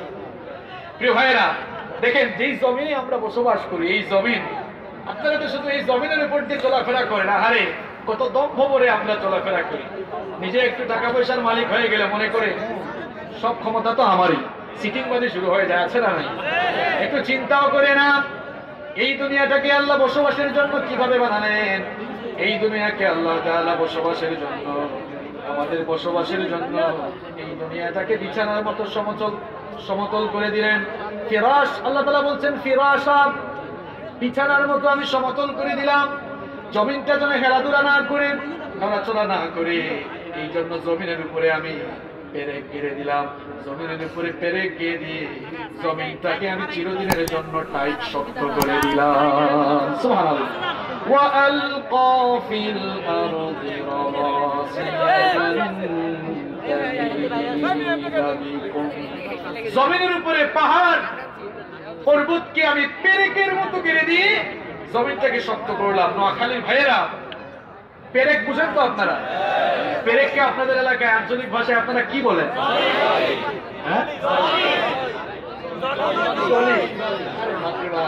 নোয়াখালী, চট্টগ্রাম আর সিলেট, এই 3 অঞ্চলের ভাষা। চট্টগ্রামে গেলে বলে, আর সিলেটে গেলে বলবে আমার বাড়ি তো অরিজিনাল বাড়ি সিলেটে, জানেন আপনারা? সিলেটে গেলে আপনাকে বলবে কিতাব আবার আমি, হ্যাঁ আয়ুক্কা খাউক্কা বোক্কা জাক্কা গিয়া। নোয়াখালীর ভাষা তো মাশাআল্লাহ অনেক কঠিন। যাই হোক, পেরেকের কাজ হচ্ছে একাধিক কাঠের বস্তুকে জোড়া লাগানো। আল্লাহ তাআলা বললেন পৃথিবীকে বসবাসের উপযুক্ত এবং শক্ত বানাবার জন্য জমিনের উপরে পেরেক মারলাম। এবার নোয়াখালীর লোকেরা বুঝে থাকলে জবাব দেন তো, পেরেকের, এবার আপনারা বুঝে থাকলে জবাব দেন তো, পেরেকের কোন অংশটা ভেতরে থাকে, উপরের অংশ নাকি নিচের অংশ? পেরেকের বেশিরভাগ অংশ কিন্তু নিচেই থাকে। এখন আপনারা যে পাহাড়গুলো দেখেন, পাহাড় দেখেছেন আপনারা? আমাদের সিলেটে অনেক পাহাড় আছে, চট্টগ্রামে আছে, দেখবেন পাহাড় উপরের দিকে যে অংশ আছে। এখন এটা প্রশ্ন এখানে এসে যায়, যদি পাহাড় পেরেকের মতোই কাজ করে তাহলে উপরের দিকে যে অংশ আমরা দেখি, নিচের দিকে অংশটা কেমন? এটা নিয়ে একটু গবেষণা দরকার। বিজ্ঞানীরা, ভূতত্ত্ববিদ যারা, এরা গবেষণা করে দেখেছেন যে পাহাড়ের যে অংশ আমরা মাটির উপরে দেখি এর 10 থেকে 15 গুণ বেশি মাটির নিচে থাকে। আমি উদাহরণস্বরূপ যদি আপনাদেরকে বলি, আলোচনা শেষ করি, গুগলে সার্চ করে আপনারা দেখবেন মাউন্ট এভারেস্টের চূড়া, নাম শুনেছেন আপনারা মাউন্ট এভারেস্টের? মাউন্ট এভারেস্ট ভূপৃষ্ঠ থেকে 9 কিলোমিটার উঁচু। আপনি জানলে অবাক হয়ে যাবেন, মাউন্ট এভারেস্টের নিচের দিকে গভীরতা 125 কিলোমিটার। আল্লাহ! তাহলে পর্বতমালা যে পেরেকের মতো কাজ করছে এটা বিশ্বাস হয়? এই জমিনের উপরে কত পড়ায় আপনার। আহারে, শুধু বিজ্ঞান বিজ্ঞান বলে আপনি আল্লাহর কোরআনকে মধ্যযুগীয় কিতাব বলছেন। আমি তো শুধু বলি, শুধু নিজের বডির দিকে তাকালেই আপনি কোরআন এবং আল্লাহ বুঝতে পারবেন। আমি যদি বলি শুধু অঙ্গ প্রত্যঙ্গ, বডি নিয়ে রিসার্চ করা লাগবে না, শুধু যদি আপনার অঙ্গ প্রত্যঙ্গগুলো নিয়ে আপনি রিসার্চ করা শুরু করে দেন, তাহলেই আপনি কোরআন কি জিনিস এবং আল্লাহ তাআলা স্রষ্টা কি জিনিস সেটা আপনি বুঝতে পারবেন। প্রিয় ভাইরা, এই যে আমাদের শরীরের একটা গুরুত্বপূর্ণ অঙ্গ হচ্ছে চক্ষু। যার চক্ষু নাই সেই লোকটা বুঝে আসলে চোখের কত দাম। এই চক্ষু আছে বলে আমরা দেখতে পাই। এই চক্ষুটাকে আল্লাহ তাআলা কেমন করে বানিয়েছেন আপনি চিন্তা করেন। চোখের উপরে পাপড়ি দিয়েছেন, কভারের মতো করে এই পাপড়ি কাজ করছে। চক্ষুটার উপরে আল্লাহ তাআলা হাড্ডি দিয়েছেন। আচ্ছা, চক্ষুটাকে কপালের নিচে না দিয়ে যদি গরুর মতো দুই দিকে আল্লাহ তাআলা দিয়ে দিতেন, ফুটবল খেলোয়াড় ভাই আপনারা ফুটবল খেলতে পারতেন কখনো? হেড দিলেই তো চক্ষুগুলো একেবারে গলে যেত। চক্ষুটাকে আল্লাহ তাআলা কপালের নিচে দিয়ে আবার উপরে একটা হাড্ডি দিলেন, আছাড় খেয়ে পড়লেও যেন কোনো অসুবিধা না হয়। আবার চক্ষুটাকে যেন সুন্দর লাগে, ব্রুও দিয়েছেন। কারো কারো ব্রু এত সুন্দর দেখলে মনে হয় যেন বাঁকা তরবারির মতো। আপনাদের নোয়াখালীতে কি মহিলারা ব্রু কামায়? আমাকে একবার এক বললো, হুজুর আমাদের এলাকার মহিলারা তো ব্রু একেবারে সাইচ্চা শেষ করালছে একেবারে। আপনারা কি বলেন? সাইচ চালছে, তাই না? সাইচ চালছে বলেন? হ্যাঁ, সাসিয়া লাইছে না? এরকম আপনাদের এলাকার মহিলারা করে না? না, এটি করা যাবে না, হারাম করেছেন কে? তো দেখেন, human eyes can be identified more than 1 million colors. আপনার চক্ষু দিয়ে আপনি 1 মিলিয়ন অর্থাৎ 10 লক্ষ কালারকে শনাক্ত করার ক্ষমতা আল্লাহ তাআলা আপনার চক্ষুর মধ্যে দিয়েছেন। সুবহানাল্লাহ। এই যে এখানে অনেকগুলো ক্যামেরা আছে, এই ক্যামেরার মধ্যে লেন্স আছে না? আপনার চোখের মধ্যেও কিন্তু লেন্স আছে। আপনার চোখের মধ্যে যদি লেন্স না থাকতো তাহলে আপনি কানা হয়ে যাইতেন, কিছুই দেখতে পারতেন। শুধু চক্ষু নয়, আপনি আপনার জিহ্বা, ঠোঁট, এগুলো নিয়ে একটু গবেষণা করে দেখেন। এই ঠোঁট আছে বলে, জিহ্বা আছে বলে আপনি কথা বলতে পারেন। আমরা তো জিহ্বার মাধ্যমে, ঠোঁটের মাধ্যমে কথা বলি, তাই না? এটা কথা বলার একটা যন্ত্র। এই যে জিহ্বাটা আল্লাহ তাআলা আমাদেরকে দিয়েছেন, একটা জিহ্বা দিয়ে আমরা সাধারণত 5 ধরনের স্বাদ টেস্ট করি। কয় ধরনের? টক, ঝাল, মিষ্টি, তিতা, নোনা। দেখেন, কাঁঠালের টেস্ট একরকম, আমের টেস্ট একরকম, জামের টেস্ট একরকম, মাছের টেস্ট একরকম, মাংসের টেস্ট একরকম। বলেন তো জিহ্বা কয়টা? কথা বলেন, জিহ্বা কয়টা? বিজ্ঞানীরা বলেছেন মানুষ তার একটা জিহ্বা দিয়ে 3000-এর বেশি স্বাদ আস্বাদন করতে পারে। সুবহানাল্লাহ। বাড়ি গিয়ে বলেন আপনারা, সব জমায় নিয়ে যান। একটা জিহ্বা দিয়ে মানুষ 3000-এরও বেশি স্বাদ দিতে পারে। আল্লাহ তাআলা বলছেন, আলাম নাজআল লাহু আইনাইন ওয়া লিসানান ওয়া শাফাতাইন। আমি কি তোমাদেরকে চক্ষু দেইনি? আমি কি তোমাদেরকে জিহ্বা দেইনি? শোনার জন্য কান দিয়েছেন। এই কানের মধ্যে 1 লক্ষ শ্রবণ কোষ রয়েছে। এই শ্রবণ কোষ আছে বলে আপনি শুনতে পান। যদি শ্রবণ কোষ না থাকতো তাহলে আপনি শুনতে পারতেন না। সবচেয়ে বড় অবাক করা তথ্য হচ্ছে, মানুষ ছাড়া পৃথিবীর অন্যান্য প্রাণীরা জন্মের পরে শুনে, পৃথিবীর একমাত্র সৃষ্টি মানুষ জন্মের আগেই শুনে। আল্লাহু আকবার। এটা বিজ্ঞান জেনেছে কিছুদিন আগে, আর কোরআন সেটা 1500 বছর আগে বলেছে। হিউম্যান এমব্রায়োলজি, মানব সৃষ্টির পর্যায়ে যেটাকে বলা হয় সোজা কথায় ভ্রূণতত্ত্বের বিকাশ, এটি নিয়ে যারা গবেষণা করেছেন তারা গবেষণা করে বলেছেন যে a child gets hearing before 16 weeks of birth. একটি শিশু পৃথিবীতে আসার আগে, জন্মের আগে, মায়ের পেটে যখন থাকে, জন্মের 16 সপ্তাহ আগেই সে শুনতে পায়। আপনারা আমার কথা মনে হয় বুঝেন নাই, তাই না? আপনি, আমি, আমরা পৃথিবীতে আসার 16 সপ্তাহ, 16 সপ্তাহ মানে কয় মাস বলেন তো? কয় মাস? আপনি আমি দুনিয়াতে আসার 4 মাস আগেই মায়ের পেটে আমরা শুনতে পেতাম। এটা বলেছে বর্তমান মেডিকেল সায়েন্স। আপনারা বলবেন হুজুর তাহলে বিজ্ঞান তো বহু এগিয়ে গিয়েছে, বস হয়ে গিয়েছে। এটা কোরআন আরো আগে বলেছে। কেমনে? এখানে আলেম যারা আছেন দেখেন, কোরআনে কারিমে শ্রবণ শক্তি আর দর্শন শক্তির কথা আল্লাহ তাআলা যত জায়গায় বলেছেন। শ্রবণ শক্তির কথা বলতে গিয়ে আল্লাহ তাআলা সামআ শব্দ ব্যবহার করেছেন, দর্শন শক্তির কথা বলতে গিয়ে আল্লাহ তাআলা বাসর শব্দ ব্যবহার করেছেন। যত জায়গায় আল্লাহ তাআলা সাম আর বাসর শব্দ দিয়েছেন, বাসরের আগে কিন্তু আল্লাহ সাম শব্দ দিয়েছেন। যেমন ইন্নাস সামআ ওয়াল বাসরা ওয়াল ফুআদা কুল্লু উলাইকা কানা আনহু মাসউলা। অন্য আয়াতে আল্লাহ বলছেন ওয়া জাআলা লাকুমুস সামআ ওয়াল আবসারা ওয়াল আফইদা। কোরআন পড়ে দেখেন আপনি, সব জায়গায় আল্লাহ তাআলা বাসরের আগে সাম দিয়েছেন। এখন বিজ্ঞানের যুগ, বিজ্ঞানের যুগে কোরআন এক্সপ্লেইন হবে, কোরআন ব্যাখ্যা হবে সায়েন্টিফিক ওয়েতে। এর একটি সায়েন্টিফিক এক্সপ্লেনেশন হচ্ছে আধুনিক যুগের মুফাসসিররা এর ব্যাখ্যা করেছেন এইভাবে, যেহেতু কোরআনে কারীমের সকল জায়গায় আল্লাহ তাআলা দর্শন শক্তির আগে শ্রবণ শক্তির কথা বলেছেন, তার মানে হচ্ছে একজন মানুষ দেখার শক্তি, দৃষ্টি শক্তি লাভ করার আগে মায়ের পেটে থাকা অবস্থায় এসে শ্রবণ শক্তি লাভ করে। আল্লাহু আকবার। আপনারা জানলে অবাক হয়ে যাবেন, আমি বিজ্ঞানীদের কিছু তথ্য, রিসার্চ করা কিছু তথ্য আমি নিয়ে এসেছি। দেখেন, শূকর ছিলেন আপনারা? শূকর, বিজ্ঞানীরা বলছেন যে শূকর জন্মের 5-6 ঘন্টা পরে শুনতে পায়, বিড়াল জন্মের 5-6 দিন পরে শুনতে পায়, এরপরে খরগোশ জন্মের 1 সপ্তাহ পরে শুনতে পায়, কুকুর জন্মের 10 দিন পরে শুনতে পায়। শুধুমাত্র আল্লাহর একমাত্র মাখলুক মানুষ যারা জন্মের 4 মাস আগে থেকেই মায়ের পেটে শুনতে পায়। এই জন্য পৃথিবীতে এমন বহু ঘটনা আছে যে মায়ের পেটে কিছু কিছু কোরআন মুখস্থ করে শিশু পয়দা হয়েছে, আছে না নাই? এটা সায়েন্টিফিক এক্সপ্লেনেশন আছে, কারণ আসলেই সন্তান মায়ের পেটে শুনতে পায়। এই জন্য যেই মহিলা যত ভালো তার সন্তানও তত ভালো হয়। এক মহিলা এসে কয়, হুজুর আমার সন্তান তো খালি সিনেমা দেখতে চায়, একটু দোয়া করে দেন যেন সে কোরআন পড়ে। তা আপনার সন্তান সিনেমা দেখতে চাইবে না তো কি চাইবে বলেন? আপনার সন্তানকে পেটে নিয়ে তো আপনি সব সময় শুধু টিপজলের ডায়লগ গুলাই শুনছেন, আর পেটে থেকে থেকে ওগুলা শুনছে, এই জন্য তার কনসেন্ট্রেশন কিন্তু ওই দিকেই ডাইভার্ট হয়ে গিয়েছে। এই জন্য মায়েরা, বোনেরা যখন প্রেগন্যান্সিতে থাকবেন, সন্তানকে পেটে নিয়ে আল্লাহ তাআলার জিকির আজকার ইবাদত বন্দেগী বেশি বেশি করার দরকার আছে না নাই? যত বেশি ইবাদত বন্দেগী জিকির আজকার করবেন, আপনার সন্তানও তেমন আল্লাহওয়ালা খোদাবিরু হবে। প্রিয় ভাইয়েরা, এবার আমি ফিনিশিং এর দিকে যেতে চাই।